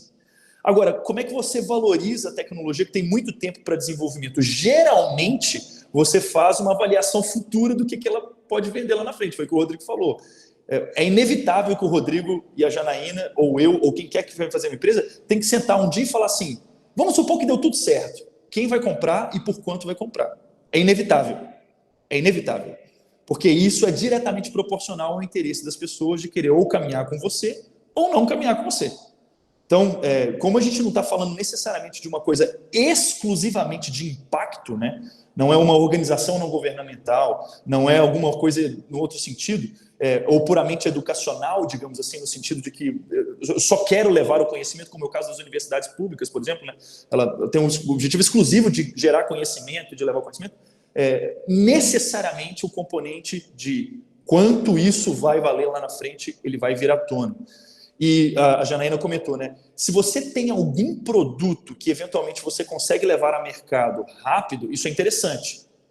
Isso valida muita coisa, né? Tudo isso é estratégia, claro. Você precisa olhar internamente, olha, eu quero isso, eu não quero isso. Tem um grande desafio de você não se perder no meio desse caminho, né? E você falar, olha só, eu estou conseguindo vender, eu estou conseguindo fazer aquilo, mas aquilo, na verdade, acaba sendo quase que uma fumaça perto do que você realmente precisa fazer. E aí você desvia o foco, desvia o curso, mas você não chega onde você precisa chegar. Então é importante isso, mas isso é um desafio de execução, né? Acho que não é o ponto aqui que a gente quer tratar. Mas se você tem algo que você consegue comercializar, gerar caixa, isso é muito importante. Isso vale a pena ser explorado, vale a pena ser investigado. Claro, se fizer parte da estratégia da empresa, persiga isso. Se isso for um desvio, né, ou uma distração, né, deixa de lado, segue para aquilo que você precisa fazer, mas caminha no processo que você está planejando ali dentro da empresa. Não sei se eu consegui responder. Uhum. Muito legal, gente. Obrigada. Acho que foram contribuições bastante enriquecedoras. Eu e o Bruno, a gente separou algumas perguntas, mas eu acho importante começar a trazer um pouco do que o pessoal está perguntando aqui no chat também. E a gente queria promover uma conversa, assim, não ser só a gente lendo perguntas. Eu queria fazer um comentário meio que para apanhar algumas coisas que vocês falaram. Nessas 3 falas tiveram insights bastante importantes, eu queria fazer um apanhado sobre, e depois que eu fizesse apanhado, eu queria trazer a pergunta da Carla, que foi a primeira, que vamos falar de começo, né, porque essas pessoas estão aqui hoje começando uma jornada, estamos num kickoff de pessoas que ainda estão ganhando a ciência do potencial que elas têm em mão com a pesquisa delas, para dar o primeiro passo para uma jornada muito longa, que vocês já estão mostrando aí, que já tem vários imprevistos e tudo mais. Então, antes de passar para a Carla, o comentário que eu queria fazer isso aqui vai ser um projeto que, no final das contas, independente do resultado, e no Start vai gerar em vocês comportamento empreendedor. E o comportamento empreendedor é vocês se apegarem a um resultado que vocês querem gerar. Então, hoje vocês têm uma ideia, vocês têm uma tecnologia em mãos, mas o motivo pelo qual vocês empreendem, no final, é gerar um resultado que vocês consideram interessante. Isso vai conectar aí com o que o Marcos está falando, que, olha, as startups geram valor, geram resultado interessante colocando o produto no mercado. Se você não conseguir colocar esse produto no mercado, você vai continuar ali dentro da régua, muito próximo do conhecimento, mas muito longe da aplicação. Então, assim, dessa régua onde, de um lado, está o conhecimento, a fronteira que você trabalha na universidade, e, de fato, você conseguir gerar alguma solução, escolher um foco, como, por exemplo, o Marcos falou, o nosso foco aqui é cardio, de tantas coisas que a gente pode fazer, é cardio. Até você fazer essa transposição, a sua ideia vai entrar num processo de transformação gigante. E se você não colocar essa ideia no mundo, se você não começar a conversar com o investidor, com o fornecedor, com o cliente, buscar recurso, executar de fato alguma coisa, tentar vender alguma coisa, essa ideia não se transforma, ela fica só na sua cabeça, ela fica só no laboratório. E aí, esse processo é um processo de renascimentos, assim, né? O empreendedor vai se transformar muito ali, vai ter muito da parte comportamental para você conseguir colocar isso no mundo. E aí, então, eu queria trazer a pergunta da Carla. Carla, se você quiser abrir o microfone e você mesma fazer a pergunta sobre a questão dos requisitos mínimos para iniciar, a gente levar essa conversa lá para o passo de trás, né? Tipo, e aí, quando vocês começaram, como é que foi? Tá ótimo, eu posso fazer sim.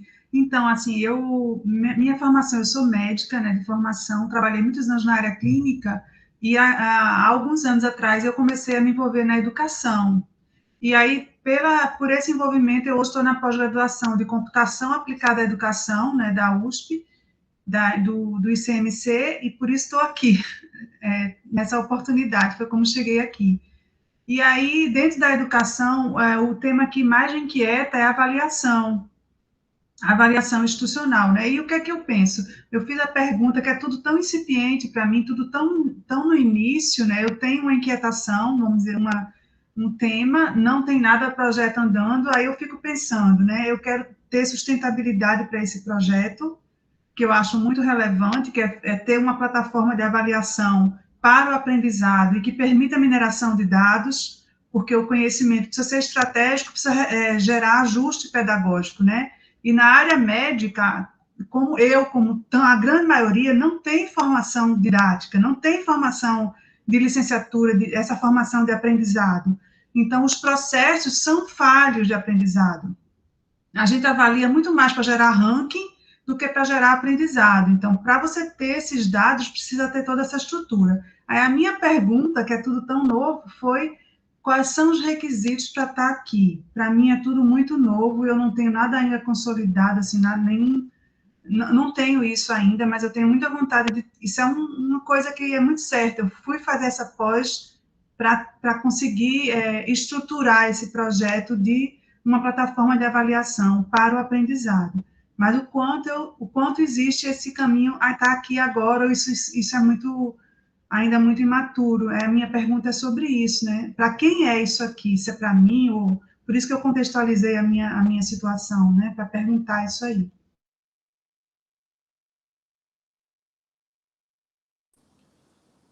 Eu vou tomar a chance aqui de falar, mas talvez até a Maristela e o Bruno consigam comentar um pouco dessa pergunta da Carla, tá? Com relação ao empreendedorismo, viu, Carla? Eu acho que a gente nunca vai chegar num ponto onde a gente conhece todas as variáveis e, portanto, vai estar seguro em empreender. Você mesmo comentou a nossa formação, classicamente aqui no Brasil, a formação na área de biológicas, talvez até de humanas, não tanto de exatas, talvez ela não é tão focada no empreendedorismo. Então, existe um ferramental que muitas vezes nos falta, e eu acho que um dos objetivos de um evento como esse, por exemplo, de uma estrutura como a InnoStart, é suprir essa demanda da falta de uma estrutura de conhecimento de empreendedorismo para quem tem esse interesse, né? A minha experiência na prática é que eu fui aprendendo em eventos como esse, né? Eles não eram tão prolíficos como existe hoje, então a gente fica muito feliz de ver a quantidade de opções que tem, e inclusive focados em áreas tão específicas quanto tecnologias pesadas, né? Deep Tech e tudo mais, não é tão só de tecnologia. E esses eventos vão nos ajudando a entender um pouco melhor. E o último ponto que você comentou a respeito de competência, né? Tem algumas competências que eu não tenho. A grande questão também em empreendedorismo é que você nunca faz um trabalho sozinho, né? Você não leva as coisas sozinho, você sempre tem um time com você. Então, a ideia do time é que você possa suprir as carências que você tem. Você consegue achar no teu parceiro, no teu sócio, na tua sócia, enfim, as competências necessárias que te faltam, e aí você forma um time que consegue levar essa ideia para frente. Então, eu faria uma contribuição simples nessa, não sei se a Janaína e o Rodrigo gostariam de comentar mais, mas eu entendo que talvez até a Maristela e o Bruno possam falar um pouquinho. Legal, vou primeiro perguntar se Janaína e Rodrigo querem contribuir, e se não, eu também faço meu comentário aqui e passo para o Bruno, que eu acho importante ele, como representante do programa, também trazer a perspectiva do perfil que eles estão buscando, né? Legal, eu vou passar aqui um pouquinho, Rodrigo, se me permite. Só complementando o Marcos, eu também penso muito parecido, Marcos. Eu acredito assim, o pessoal fala assim, eu fiz 3 pós-doc na mesma área de bioimpressão. Eu sou geneticista e fiz engenharia de controle e automação, 4 anos. Mas mesmo assim, parece que eu não sei nada, né? É muito engraçado, porque a gente acaba tendo desafios que não foram ensinados em nenhum local. E é engraçado que eu tenho uma experiência de vida que foi devido ao falecimento do meu pai em 2011, onde ele deixou uma empresa de 30 anos de engenharia. E eu e meus irmãos tivemos que tomar conta, sem saber nada. Meu pai nunca tinha deixado a gente estar dentro daquela empresa. Eu estudava, fazia mestrado, doutorado, ele queria que eu estudasse ali no momento. E a gente teve que partir ali e pegar tudo aquilo, e a gente não tinha experiência, mas a gente fez, porque tinha algo mais. Eu acho que tem que ter aquele algo mais que você, na sua fala eu vi esse algo mais. Não sei, eu senti alguma coisa ali que você gosta, que você acreditar gostando, né, dessa jornada empreendedora que você está começando. E eu acho que é muito disso, né? Você tem que sentir ali no fundo que vai estar fazendo sentido para você. A partir do momento que não está fazendo sentido mais, aí que complica, né? Então, é muito uma questão também ali do interior, aqui, não sou esotérica, não sou nada, tá, pessoal? Mas é algo que eu deixo, até brinco, né? Mas é algo que a gente sente, né? A gente não sabe tudo, mas tem uma coisa que a gente vai levando, tem o grupo, a equipe, o Marcos falou muito bem, se eu não tivesse um time do Caos Focado, o time da Quantis agora que está crescendo, nós já estamos em 8 pessoas na Quantis, só Quantis, porque a gente tem um grupo do Caos Focado que ajuda em tudo. Se não tivesse isso, realmente eu acho que eu já teria parado, porque vem desafios que eu realmente acho que não vou conseguir, sozinha realmente não consegue. Então, eu acho que um time, realmente, a integração desses conhecimentos, a integração dessas forças, aí dessa força de vontade em querer fazer, eu acho que é bem interessante, eu acho que é o que vai te levar aí a participar dessas jornadas, a participar dessa vida, né, de empreendedorismo.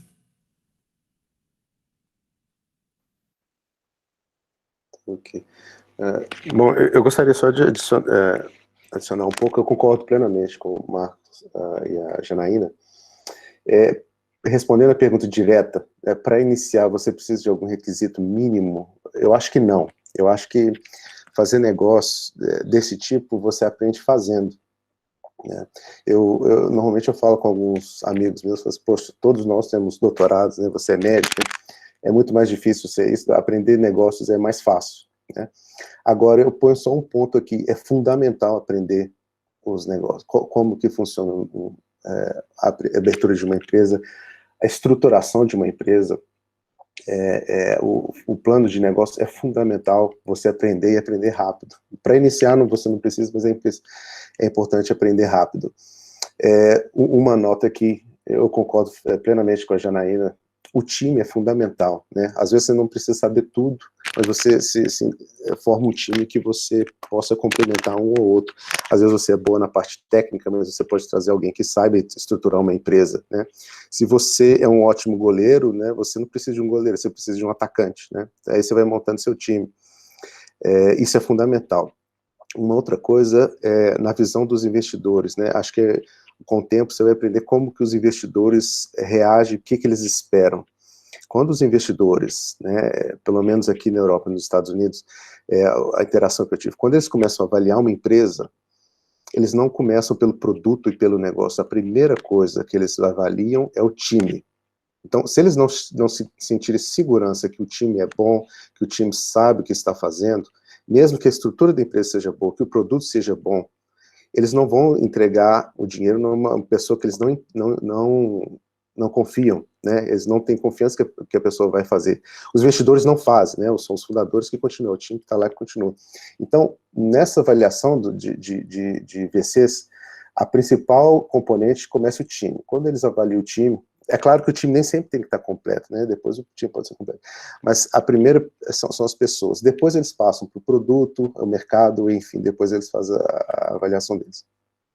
Mas, assim, só para fechar, eu acho que é isso. Para começar, você aprende fazendo, mas é importante você aprender rápido como que se estrutura uma empresa e como é que faz negócio.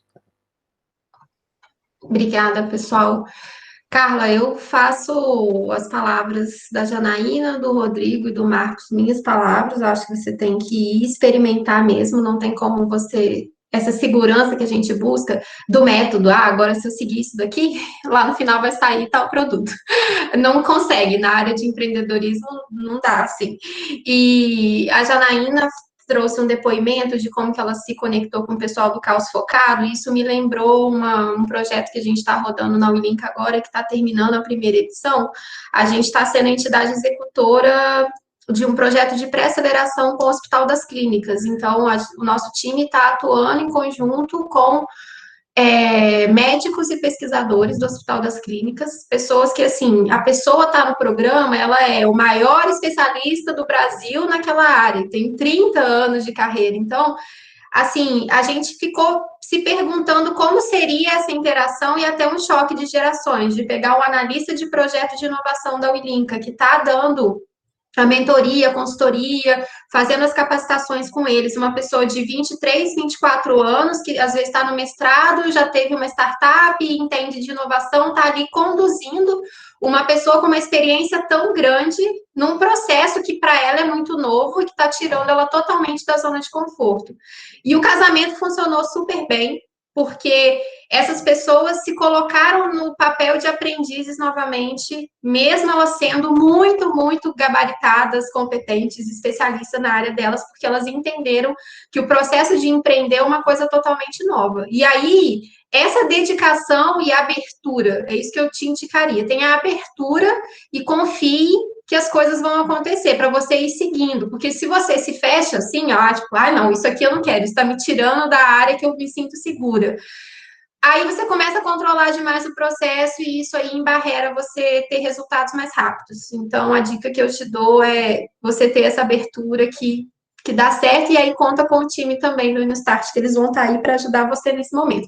E aí agora deixa o Bruno falar um pouquinho sobre o perfil dos projetos, que seria legal. Legal. Bom, a gente nós estamos fazendo um programa que ele é para quem está começando mesmo. Então, na verdade, programas de empreendedorismo de modo geral, é sempre muito difícil você conseguir alinhar a expectativa, porque sempre vai ter gente que está muito avançada e gente que está começando ainda.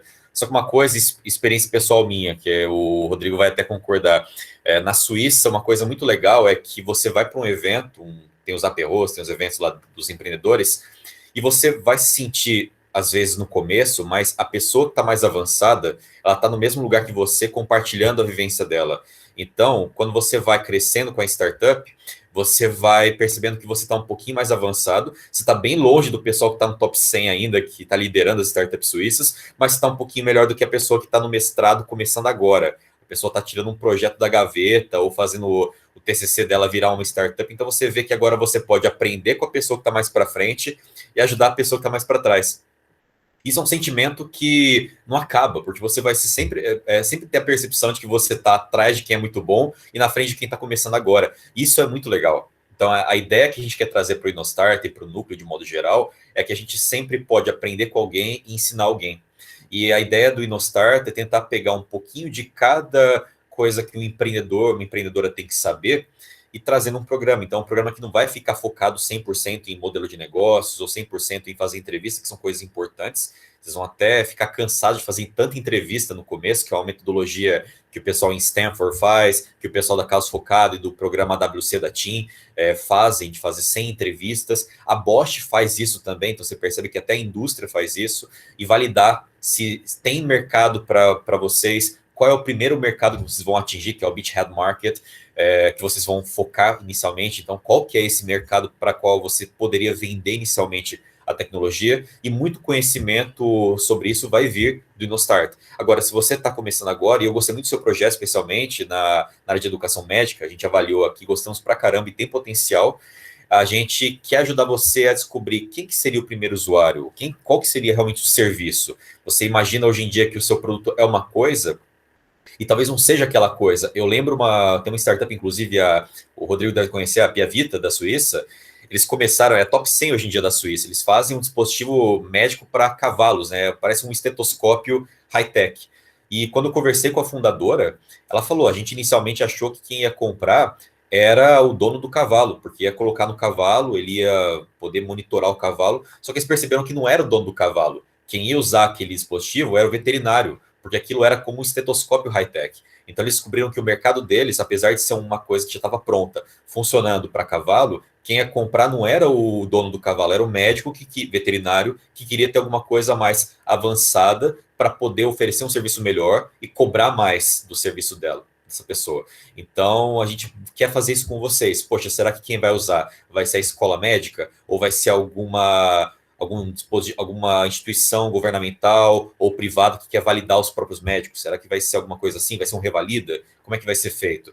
Então, ao longo do programa, você vai passar por vários testes, os mentores, os facilitadores vão te ajudar nisso, o mentor vai chegar para você e falar, olha, você tem certeza disso? Quantas pessoas você conseguiu entrevistar que mostraram que essa dúvida que você tem, ela é realmente uma certeza? Então, você vai passar até pela matriz de certezas e dúvidas, que é algo bem legal para você. Você vai ver, cara, eu tenho uma ideia, eu acho que é isso. Aí você vai falar com as pessoas, você vai ter 15 pessoas falando que não é aquilo. Aí você vai falar, eu acho que não é isso, entendeu? Então a gente quer colocar vocês nesse caminho de descoberta e vários conhecimentos acessórios, por exemplo, sobre investimento, sobre por onde você vai buscar capital. Vai ser pelo PIP, ou vai ser por um anjo, ou vai ser por um VC.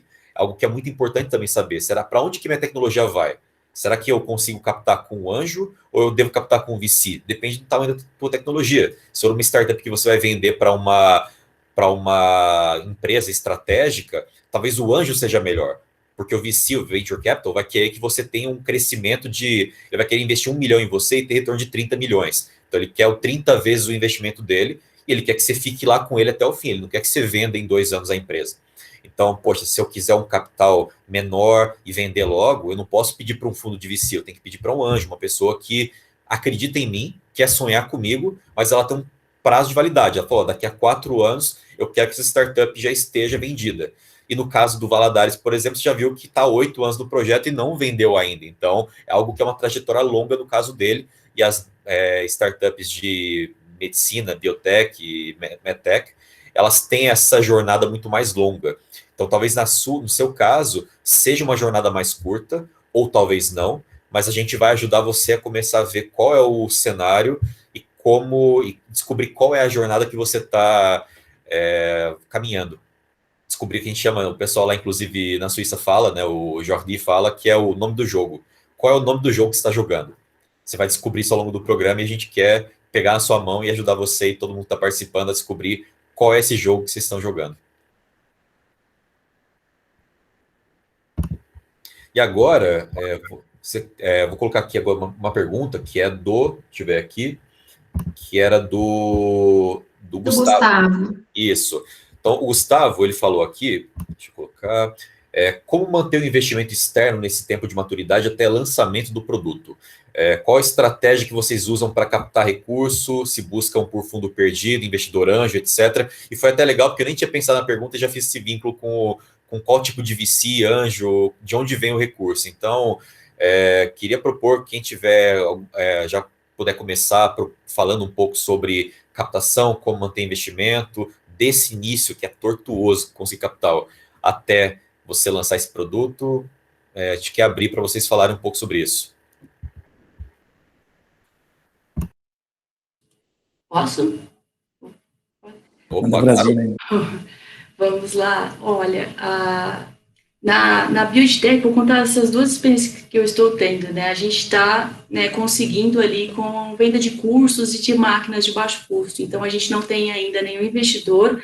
A gente resolveu realmente partir, né, para o bootstrapping, como eles falam, né, que é conseguir ali, com um pouquinho que a gente tem, né, com os sócios ali, e também com a venda de cursos e as bioimpressoras de baixo custo. Então, bem diferente da Quantis. A Quantis é realmente focada em produto biotecnológico e que realmente precisa de um dinheiro maior ali, de investimentos diferenciados. Nós conseguimos o primeiro investidor anjo o ano passado, né, o início do ano passado, de 2020, bem na época que estava começando a pandemia.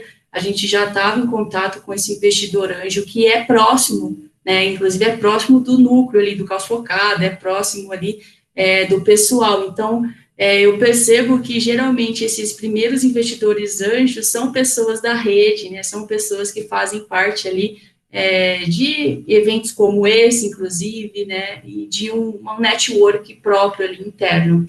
Então, nós conseguimos um primeiro investidor anjo bem no início, né, de 2020, e logo em seguida nós entramos no programa do Biotectal, que também tem investimento, né. Então, o programa do Biotectal deu um up, né, deu ali uma confiança maior, né, para o nosso time, para a Quantis, e nós ganhamos um aporte, né, um investimento ali significativo do Biotectal, que incluiu um dinheiro, né, específico e um laboratório.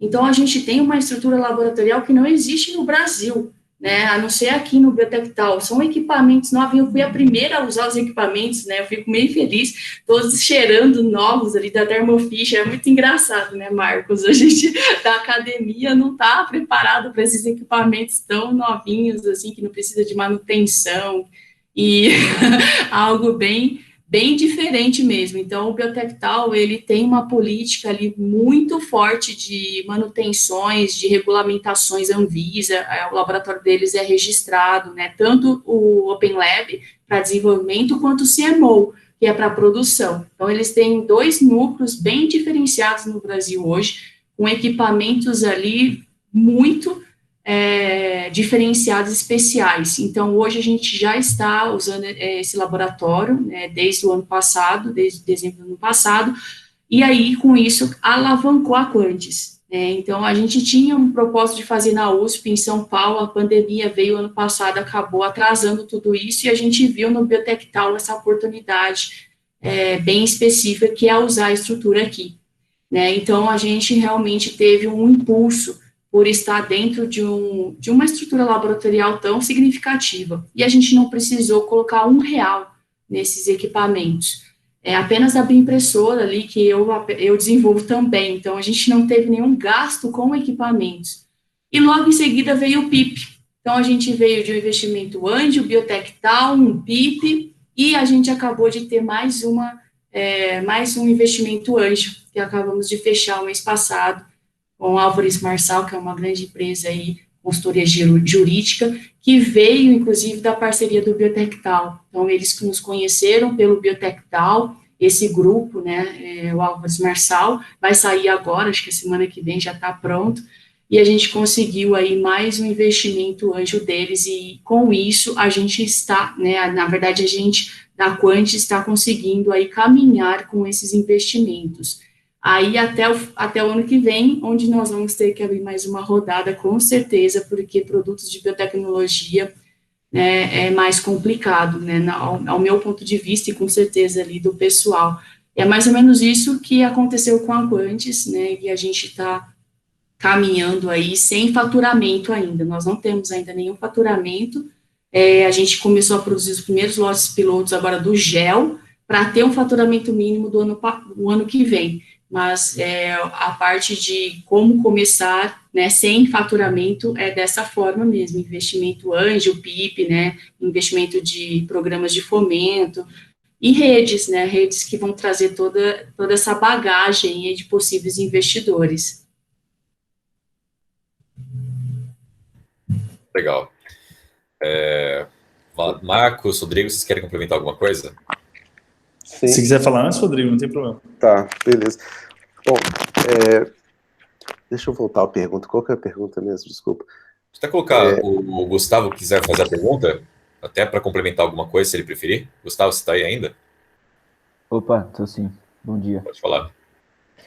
Então, minha pergunta vai nesse sentido, é bem para complementar a discussão que estava tendo, né?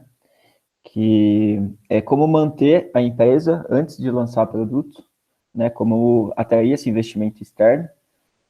Qual que é a estratégia que vocês usam para captação de recursos? Né? Recurso de fundo perdido, investidor anjo, etc. Gustavo, que projeto que você faz? Fala rapidinho o que você faz no projeto. Claro. Bom, pessoal, eu estou no último semestre do doutorado, eu finalizo meu doutorado agora, espero, se a pandemia ajudar. E a minha empresa, a gente começou em março, eu e meu orientador, chama Nanobis, e a ideia é a gente usar minha pesquisa, que é desenvolvimento de filmes biodegradáveis, para tentar fazer embalagens sustentáveis, visando substituir plástico também, só que com apelo de propriedades melhores, né? A gente sabe que os plásticos biodegradáveis que a gente tem no mercado hoje está muito ali em função de embalagens secundárias e tudo mais, não tem as propriedades interessantes para substituir esse plástico, então a nossa empresa vai tentar atacar essa linha, né? Recentemente a gente teve um PIP aprovado, só que a minha pergunta é justamente essa, porque vocês comentaram da equipe, né? Tem que ter equipe, tem que ter pessoas com habilidade diferente. Só que, principalmente o PIP, às vezes a gente capta um recurso lá que é mais para insumos e talvez equipamentos. Você não tem ali um recurso para manter uma equipe. Então, a minha pergunta vai mais nesse sentido. Como manter uma equipe, sendo que a empresa não está dando receita ainda? Entendi, perfeito.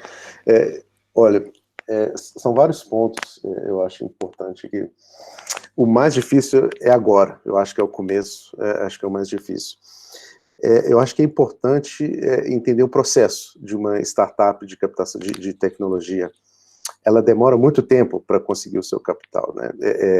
Digamos, para você desenvolver esse produto, talvez, posso chutar aqui, que você precisa aproximadamente, para atingir o mercado, eu estou chutando uns 20 milhões para atingir o mercado. Você, nessa etapa que você está agora, você não consegue levantar esse capital. Então, primeiro de tudo, é fundamental você fazer um plano a longo prazo. O que é esse plano a longo prazo? É você fazer, ok, onde que eu estou? Qual que é o meu próximo passo? Meu próximo passo talvez você fazer um protótipo, primeiro protótipo. Depois o segundo protótipo. Depois validação, alguma validação. Em seguida, você chega ao seu produto. Assim que você tem seu produto, você vai atrás das validações dele. O que eu preciso validar? Depois das validações, você vai atrás, você tem seu produto validado, aí você vai atrás de escala. Eu preciso produzir escala. Eu preciso garantir o meu raw material, como é que fala raw material? O seu supply chain, né? Você precisa manter matéria-prima. Então, isso. Você tem que estruturar isso tudo. Isso é um plano de 5 anos, né? Você não vai conseguir 20 milhões agora para rodar esse plano todo, não sei, 10 milhões, não importa o valor. Mas é muito cedo. Como que acontece? Normalmente você vai construindo isso, e também você constrói o time, você falou de salários, né? Salários é fundamental. Você vai crescendo o time com o tempo, você vai adicionando os seus colegas a partir com o tempo, né? Seu time vai crescendo. Então, a partir desses milestones, né, que eu mencionei, você cria processos de crescimento que são em etapas, né? Você não vai prometer agora que você vai chegar em certo ponto. Você promete o seu investidor agora. Aliás, você faz esse plano de longo prazo, mas o seu plano de 1 ano, 2 anos, ele tem que ser super detalhado. Então, você chega para o investidor e fala assim, olha, eu preciso agora de 500 mil, 1 milhão, porque a longo prazo, essa é a minha visão, eu quero fazer isso. Mas com esse 1 milhão, 500 mil, eu quero chegar até aqui. A partir daqui, aí a gente vai levantar mais capital e ir para o próximo milestone. E aí você vai de investidor em investidor e vai mantendo a sua empresa. Então ela demora até ela começar a comercializar. Né? Bom, então você precisa identificar esses milestones e fazer uma estratégia de investimento, né? Normalmente, o Bruno comentou, normalmente começa-se com angel, né? Angel são aqueles caras que investem um valor, são privados, né? Eles investem um valor menor, mas eles assumem um risco maior, né? Então, e aí é um capital menor, mas você consegue chegar na próxima etapa. Quando você chega na próxima etapa, você já tirou o risco da sua empresa, né? O risco de protótipo, né? Risco diversos que tem. E ali você consegue um outro tipo de capital, né? Um capital, talvez um VC de early stage. Ele assume um risco um pouco menor que o angel, mas um risco maior do que o próximo capital. E aí você vai construindo a empresa, você vai para o próximo. Então você vai de investimento a investimento, né? Respondendo a pergunta, você vai de investimento a investimento, e o Bruno colocou bem, cada tipo de investidor vai ser diferente. Agora, o mais importante disso tudo é você identificar seus milestones, porque você só chega ao próximo investimento se você cumprir seu milestone. Né? Se você não conseguir, por exemplo, no primeiro, digamos aqui que sua primeira etapa é um protótipo, se você não atingir o protótipo, você não vai conseguir investimento para a próxima etapa, né? Até pode, tá? Estou falando que não é uma ciência exata, mas assim, é um processo, né? É um processo de construção, né? É um processo de construção. No caso da Confia, o que a gente fez? A gente tem muita coisa, é uma discussão aqui, a gente pode ficar horas falando, mas o que é mais importante, eu acho, assim, no começo, é você aproveitar os grants que são disponíveis o máximo possível, primeiro de tudo, porque é um dinheiro que vem para ajudar e ele não tem diluição, então você continua com sua empresa 100%, né? E você toca o seu negócio e às vezes você consegue chegar ao seu milestone. Acho que é importante você estar bem focado para o seu próximo milestone, agregar valor à sua empresa. Qual que é o seu milestone que agrega mais valor? E daí você vai crescendo. A Confia a gente conseguiu aproximadamente, a empresa ainda não, a gente não tinha aberto a empresa, foram quase 1 milhão de francos, francos é aproximadamente a mesma coisa que o dólar, é aproximadamente 1 milhão, para a gente rodar várias coisas, né? E depois que a gente terminou, ainda não era, a empresa não era formada, tudo ficou de, como é que fala, leftover para o laboratório que a gente estava. Então a gente começou, aí abrimos a empresa. Mas esse dinheiro fez a gente conseguir os milestones, que era a primeira prova em humano. Se eu chegasse para o investidor com uma ideia, ele não ia colocar o dinheiro ali. O que ele olhasse? Nossa, todo mundo já tentou esse tipo de device, por que você vai conseguir? Você não vai. É muito risco para mim. Então, o que a gente fez? A gente testa em humano e a gente provou o princípio. A gente falou, o meu princípio funcionou. E aí o investidor já fica mais seguro, então é um milestone cumprido. E aí a gente já foi para um investimento seed, a gente levantou 4,5 milhões de um fundo VC aqui, tem o Zurich Cantonal Bank, é um banco também que investe que é uns investidores de Dubai, da França, e aí a gente juntou esses todos para esse primeiro investimento, que a gente chamou de seed, não importa o nome, mas é um capital de 4,5 milhões. E a gente falou assim, olha, com esses 4,5 milhões nós vamos desenvolver o produto e fazer os próximos testes piloto. Porque o produto, a gente não tinha um produto final ainda, o produto ele é muito denso, em termos de regulamentação ele é muito pesado, então a gente precisava validar, ainda tinha muito risco ali. A gente fez agora, complementou, ainda tem o risco do teste clínico, a gente não fez o teste clínico final ainda, então ainda tem risco. E à medida que a gente cumprir isso, a empresa já tem um valor maior, então a gente agregou valor. O próximo investimento, a gente estima entre 10 a 15 milhões, ele já vai chegar numa empresa com o produto, já está finalizado, e a primeira prova de humano completamente feita. Então, para ele tem menos risco, então ele pode colocar esse capital, né? Então, resumindo, é uma etapa de eliminação de riscos, né? E quanto mais riscos você elimina, mais capital você consegue captar e você vai crescendo a empresa. Mas o mais importante, a lição, acho que o mais importante é agregar valor. Qual que é o próximo passo que você agrega o valor? Qual que é o próximo passo que você precisa cumprir para o próximo investimento? Acho que esse é o fundamental. Acho que eu falei demais, gente. Não, tá ótimo. Aí, Marcos, só para falar agora, a gente está encerrando estamos no tempo final já, então a gente vai depois da fala do Marcos, a gente vai entrar no networking, então a gente vai encerrar a gravação e vamos começar networking até meio-dia, só para a gente conversar, trocar ideia. Então quem tiver alguma pergunta ali que ficou, que não fez ainda, ou quiser fazer alguma pergunta fora da pauta, pode perguntar assim que o Marcos terminar. Daí a gente faz as considerações finais e encerra a gravação e começa o pré-almoço aqui para conversar. Marcos, pode falar. Legal, eu vou tentar ser breve aqui na minha colocação, confirmando o que todo mundo falou. Uma coisa que eu queria colocar como, acho que é uma armadilha que nós, como pesquisadores, não podemos ficar refém. O Rodrigo comentou muito bem, a Janaína também falou a respeito de grants, isso é fundamental. A minha sugestão é que você faça o maior uso de grants possível antes de começar a empresa e durante a empresa. Só que na hora que você tem uma empresa, você não pode ficar refém dos grants. Porque o grant, ele não tem nenhum compromisso com a sustentabilidade da sua empresa. Nenhum. O objetivo do grant não é que a sua empresa fique de pé. Então, eu vou dar um exemplo para vocês, real nosso, da Pluricel. Quando a gente começou a Pluricel com grant, com a FAPESP. A gente conseguiu duas FAPESP, 2 PIP fase 1 FAPESP no primeiro ano da Pluricel. A gente entendeu que aquilo era suficiente para a Pluricel. Só que o que acontece? O grant acaba. E, detalhe, o revisor do grant não está nem um pouco interessado em saber se você depende daquela bolsa, ou daquele recurso, ou de qualquer coisa que tenha a ver com grant. Isso não está na pauta dele, e não tem que estar. Ele não tem que ter essa pauta.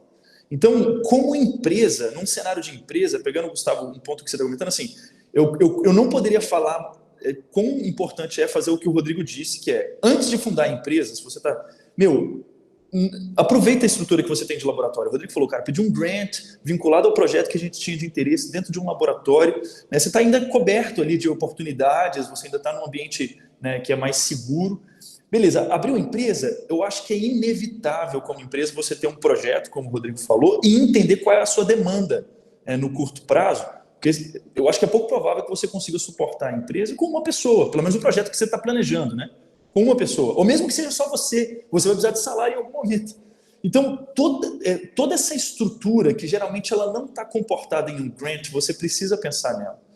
E um momento interessante, se você já tem uma empresa e a sua empresa tem um grant, essa é uma ótima justificativa do porquê que faz sentido o investidor entrar nesse momento agora. Você pode até conseguir que o investidor faça eles chamam isso em inglês, né, de matching grants, ele faça uma contrapartida do valor do grant, por exemplo. Olha, eu consegui levantar, sei lá, 200 mil com a FAPESP. Será que eu não consigo achar um investidor que coloca 200 mil na empresa? Obviamente, isso está associado ao projeto. Não é buscar dinheiro por buscar dinheiro. Tem um projeto a ser executado. Mas não se apoie exclusivamente no grant, na minha sugestão, porque isso pode ser uma falsa segurança. A FAPESP ou qualquer outra empresa, instituição que dá grant, ela não tem e não precisa ter compromisso com a sustentabilidade da sua empresa. Ela está financiando um projeto. E aí é importante que você, como CEO, ou dono, ou cofundador, se responsabilize para você sustentar a sua empresa. E aí você segue o Rodrigo e a Janaína comentaram muito bem aqui, né? Anjo, VC e tudo mais. Eu acho que faz sentido seguir isso. Mas esse foi uma das coisas que lá atrás a gente foi tranquilo, chegou no momento que a gente falou, gente, não tem recurso. Né? A gente está apoiado aqui, mas não tem recurso, a gente precisa. E a gente foi atrás, como benchmarking, a gente conseguiu levantar já mais de $500 mil em grants. Se a gente juntar todos, só aqui no estado de São Paulo, se juntar todas as instituições que a gente já conseguiu, chega perto dos $800 mil em grants para a Pluricel. E investimento privado, a gente conseguiu levantar perto de $1,6 milhão. Então, o nosso objetivo ali é sempre... O recurso do investidor privado, ele tem outras demandas, né? E ele te incentiva a fazer coisas mais profundas do que o grant. A FAPESP é uma mãe, assim. A FAPESP é uma bênção, só que ela não é investidor. O interesse dela é outra coisa. Ela pode até ajudar a empresa, ela dá recursos, mas você vê que ela está mudando cada vez mais o foco dela. Ela tem buscado isso nas empresas, falando, olha, você consegue trazer um investidor associado? A gente precisa de coisa do mercado. Como é que está a validação? Porque o foco dela, apesar de ser ajudar as empresas, fundamentalmente é científico, né? Então é complicado ela cruzar essa barreira, apesar de ser um instrumento fenomenal que a gente tem aqui no estado de São Paulo, que deve ser usado, né, claro, com toda a responsabilidade, mas não se esqueçam de que você é responsável pela sua empresa e, se necessário for trazer capital externo, estuda isso, estrutura isso, não deixe isso para outra pessoa, porque é importante para você levar esse projeto para frente. Só deixar essa contribuição aqui. Bom, obrigado. Maristela? A gente está com considerações finais, então, né? Isso, a gente pode entrar então em considerações finais. A gente vai agora pedir para os participantes falarem alguma coisa para encerrar, agradecer vocês pela participação, agradecer a Maristela também, porque a gente organizou as perguntas aqui, ficou muito legal, até passamos, a gente achou que ia até sobrar tempo, mas está faltando tempo. Entendeu super bem. Abrir agora para vocês conversarem, trocar ideia também aqui, ficarem à vontade daqui a pouco. Mas primeiro eu queria agradecer a todo mundo que está participando e, Janaína, se quiser fazer as considerações finais, passar o link da Quantis, fica à vontade. Tá certo. Eu vou colocar ali depois o link da Quantis. Mas, nossa, eu tenho ideias bem parecidas aí com o Marcos, com o Rodrigo, aqui, do jeito que a gente foi construindo, né? Mesmo eu sendo, talvez, a mais nova aqui na parte de empreendedorismo, eu vejo que tem, assim, fundamentos bem parecidos. Claro, não tem roteiro, não tem template, não adianta procurar, não adianta seguir o que uma startup fez, vai ser tudo diferente. Pode ganhar ali o PIP, como muitos acontece, mas eu fui um pouquinho diferente. Na verdade, quando eu me juntei ao Caos Focado, eu falei, eu não quero o PIP primeiro eu quero um investidor anjo ou uma validação de mercado. Eu já vinha de várias bolsas, né, de FAPESP, bolsa CNPq, bolsas ali, eu não queria mais ficar, né, realmente refém desse tipo de fomento, então eu iniciei a Quantis realmente de outra forma, tendo uma validação no mercado, e tendo a participação ali super pertinente de um investimento anjo, onde a gente conseguiu ter um mínimo de pessoas já vinculadas a Quantis e um dinheiro que daria para sustentar aí quase um ano de uma equipe pequena. E a gente acabou sendo agraciado com o Biotectal, aí veio o PIP veio terceiro, né, veio sendo o terceiro investimento que nós ganhamos, então não foi o primeiro. Então não precisa também ficar esperando o PIP da FAPESP, que demorou, no meu caso, demorou 9, 10 meses para sair o dinheiro. Então é algo que demora muito, né, desde quando você coloca o projeto até realmente sair o dinheiro, eles estão demorando muito. Não sei como era antes, mas Marcos, eles quase vai fazer um ano que a gente colocou o projeto PIP, foi aceito de primeira, não teve nenhum problema, mas teve as férias, né, da FAPESP, teve outras questões ali de contrato, de termo de outorga, isso tudo demora, pessoal, então não conte muito com esse dinheiro para começar, porque pode desestimular vocês, né, essa demora na liberação desse dinheiro da FAPESP, que tem vários, né, empecilhos ali que pode acontecer. Então, vai atrás do mercado, vai atrás da rede que vocês estão tendo aqui, uma rede muito rica, que pode ajudar. Eu acho que eu consegui avançar de uma certa forma rápida, né, isso comparando com as ventures do Caos Focado. Então, o Caos Focado tem outras ventures, tem outras startups, e eu acabei cumprindo todas as etapas ali que vocês vão passar aqui. O Caos Focado conseguiu fazer com a Quantis a mesma coisa que vocês vão ter aqui. A Quantis cumpriu exatamente todas as etapas e conseguiu ser alavancada. Em menos de um ano, a gente conseguiu todos os investimentos. Então, eu acho que se a gente cumprir realmente certinho ali alguns pontos, né, que hoje vocês vão aprender, eu acho que acaba, né, tendo uma aceleração muito mais rápida. As outras ventures do Caos Focado acabaram, né, tendo ali algumas dificuldades, mas conseguiram também, mas falo de dificuldade de tempo. Eles conseguiram ali o dinheiro que eles projetaram, como o Marcos falou e o Rodrigo também, para fazer determinadas metas. Então, realmente, é dividido em metas. No nosso caso também. Esse dinheiro foi projetado para a gente entregar ali algumas metas muito bem definidas para os investidores. Inclusive, o Biotectal trabalha com tranches. Não sei se vocês já ouviram falar, mas a gente só recebe ali as porcentagens, o valor mesmo, se a gente entrega a meta que a gente prometeu. Então, o Biotectal, ele colocou dinheiro, mas ele só libera com o tempo. Então, isso é muito interessante também para a gente aprender a organizar as nossas metas, a organizar os nossos experimentos, organizar também as questões de mercado, da parte comercial também, que eu tenho aprendido bastante. Então, dá para aprender tudo isso, né, com o time, com a equipe, e conseguindo, né, esses investimentos sem depender realmente desses grants, né, da FAPESP e outros mais. Então, acho que é o que eu trago para vocês, né, não se percam, né, nessa busca. Eu acho que é bom ter realmente um foco. Eu acho que o Caos Focado tem um nome muito interessante, porque de caos eles não têm nada, né? Então, eles são bem interessantes porque tem um foco, tem uma meta. Eu aprendi muito com eles, estou aprendendo bastante diariamente com a equipe do Caos Focado, que é parecido aqui com o que vocês vão ter. Acredito que é bem semelhante à metodologia que vocês vão ter.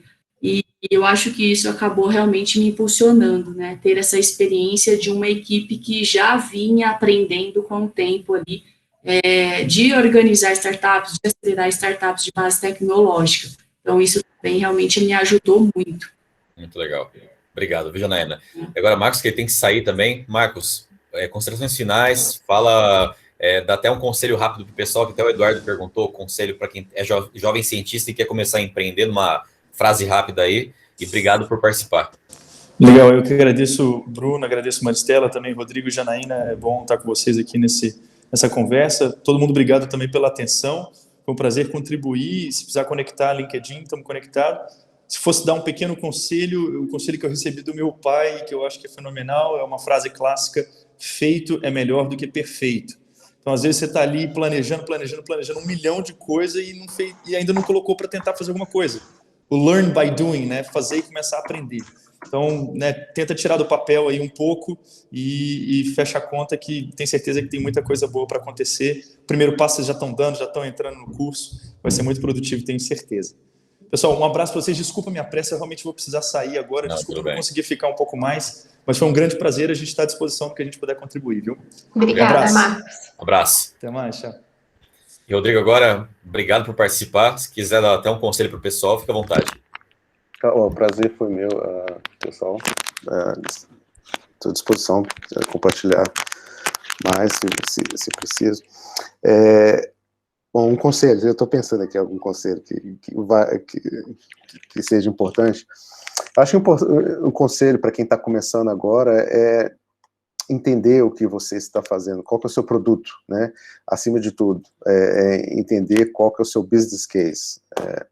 Porque às vezes a gente está trabalhando num produto que, na verdade, não encaixa na realidade lá fora, né? Às vezes a gente fica apaixonado com a nossa tecnologia e a gente acha que aquilo ali vai servir para alguma coisa e, na verdade, lá fora não encaixa.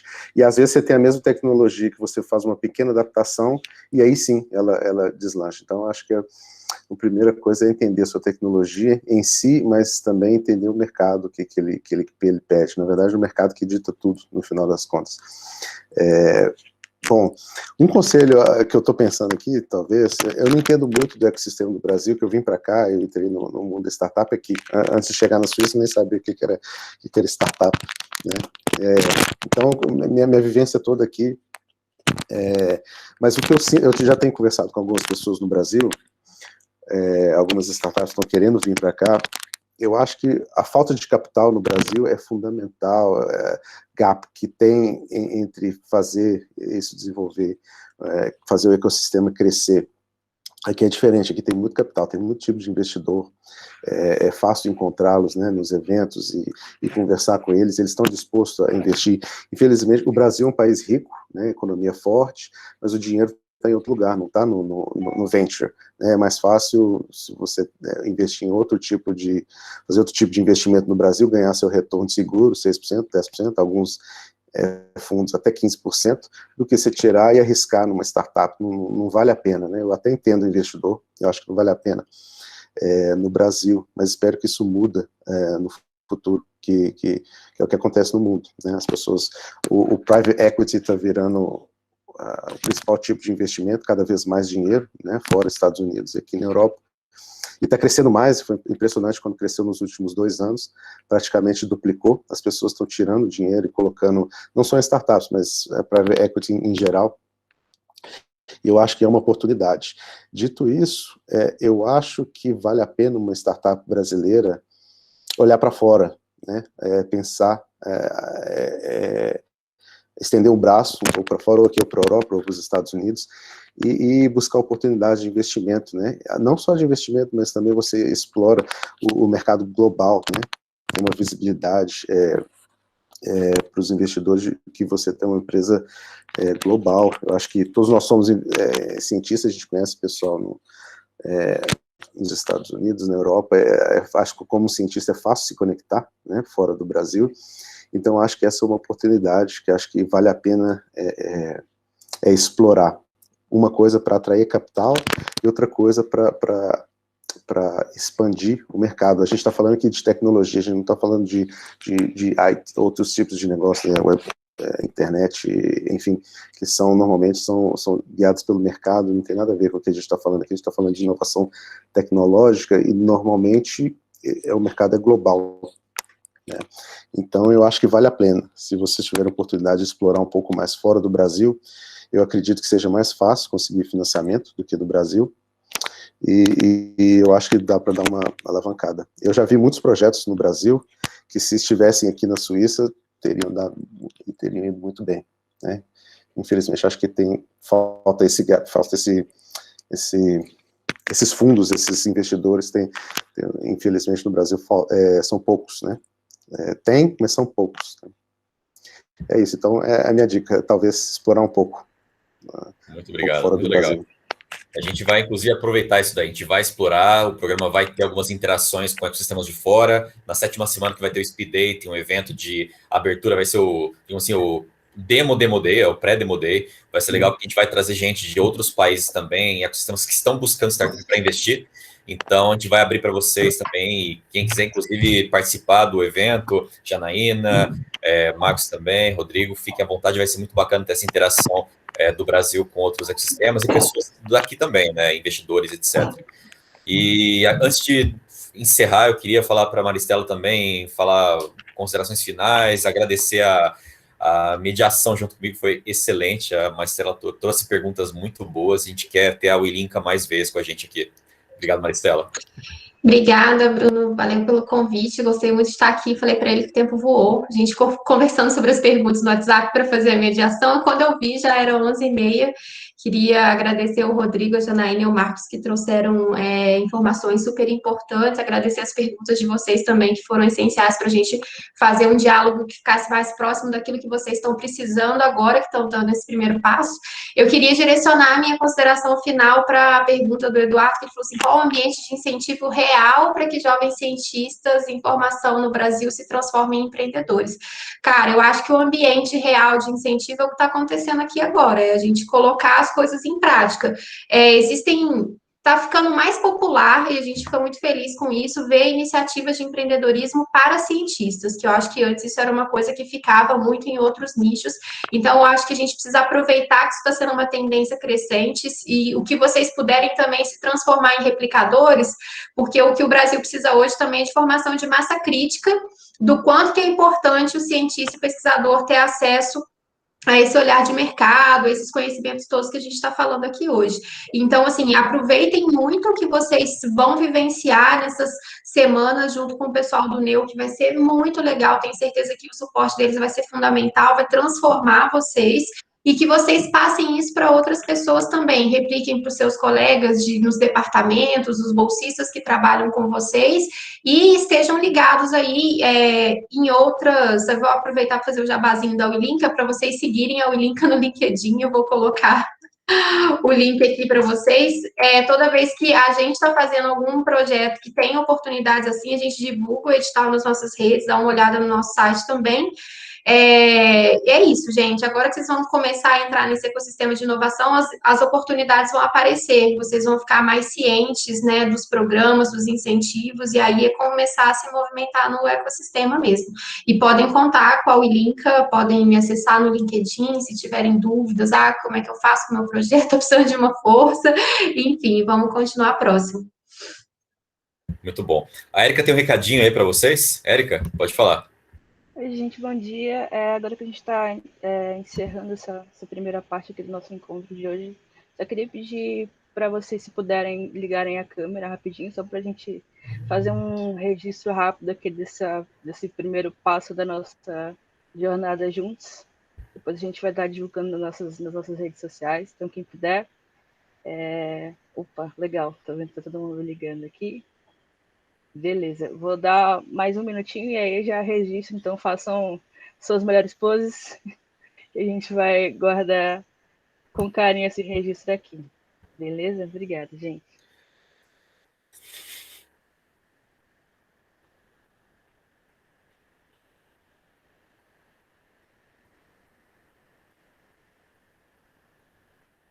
Opa, acho que foi, gente. Muito obrigada, viu? Bom, pessoal, brigadão. Eu vou então agora encerrar. Só falar para vocês que segunda-feira agora a gente vai ter a primeira aula, então vai ser uma introdução, a gente vai falar o que é o programa, explicar um pouquinho também quais vão ser as etapas ao longo dessas 14 semanas. Então, já anotem na agenda, a gente vai mandar para vocês o link depois. Quem não for participante do programa, mas tiver interesse em assistir, fala com a gente tenta liberar para alguns casos, não muitos, porque a gente quer realmente que o programa seja personalizado. Uma das coisas muito importantes vai ser parceria com a indústria desde o primeiro mês. A gente já vai ter empresas mentorando vocês para viabilizar talvez o corporate venture também. Então, interação entre, por exemplo, o projeto da Carla com talvez alguma escola de medicina, então já tem uma parceria, alguém que possa olhar para você, já é uma startup que eu estou ajudando, dando mentoria gratuita, e quem sabe talvez no futuro até investir e comprar vocês. Então a gente quer que desde a primeira semana vocês já tenham contato com empresas e elas vão fazer parte disso, para ter uma saída logo na 14ª semana, se tudo der certo. Mas se não der certo também, vocês vão ter todo o ferramental para seguir essa jornada e a gente vai estar sempre com vocês. Então, obrigado, queria agradecer a todo mundo, e agora a gente vai deixar alguns minutos finais, a gente vai encerrar a gravação e deixar vocês conversando, trocando ideia e até a hora que todo mundo for embora, beleza? Obrigadão, pessoal, abraço e conectem com a gente no Instagram. Abração, vou encerrar aqui.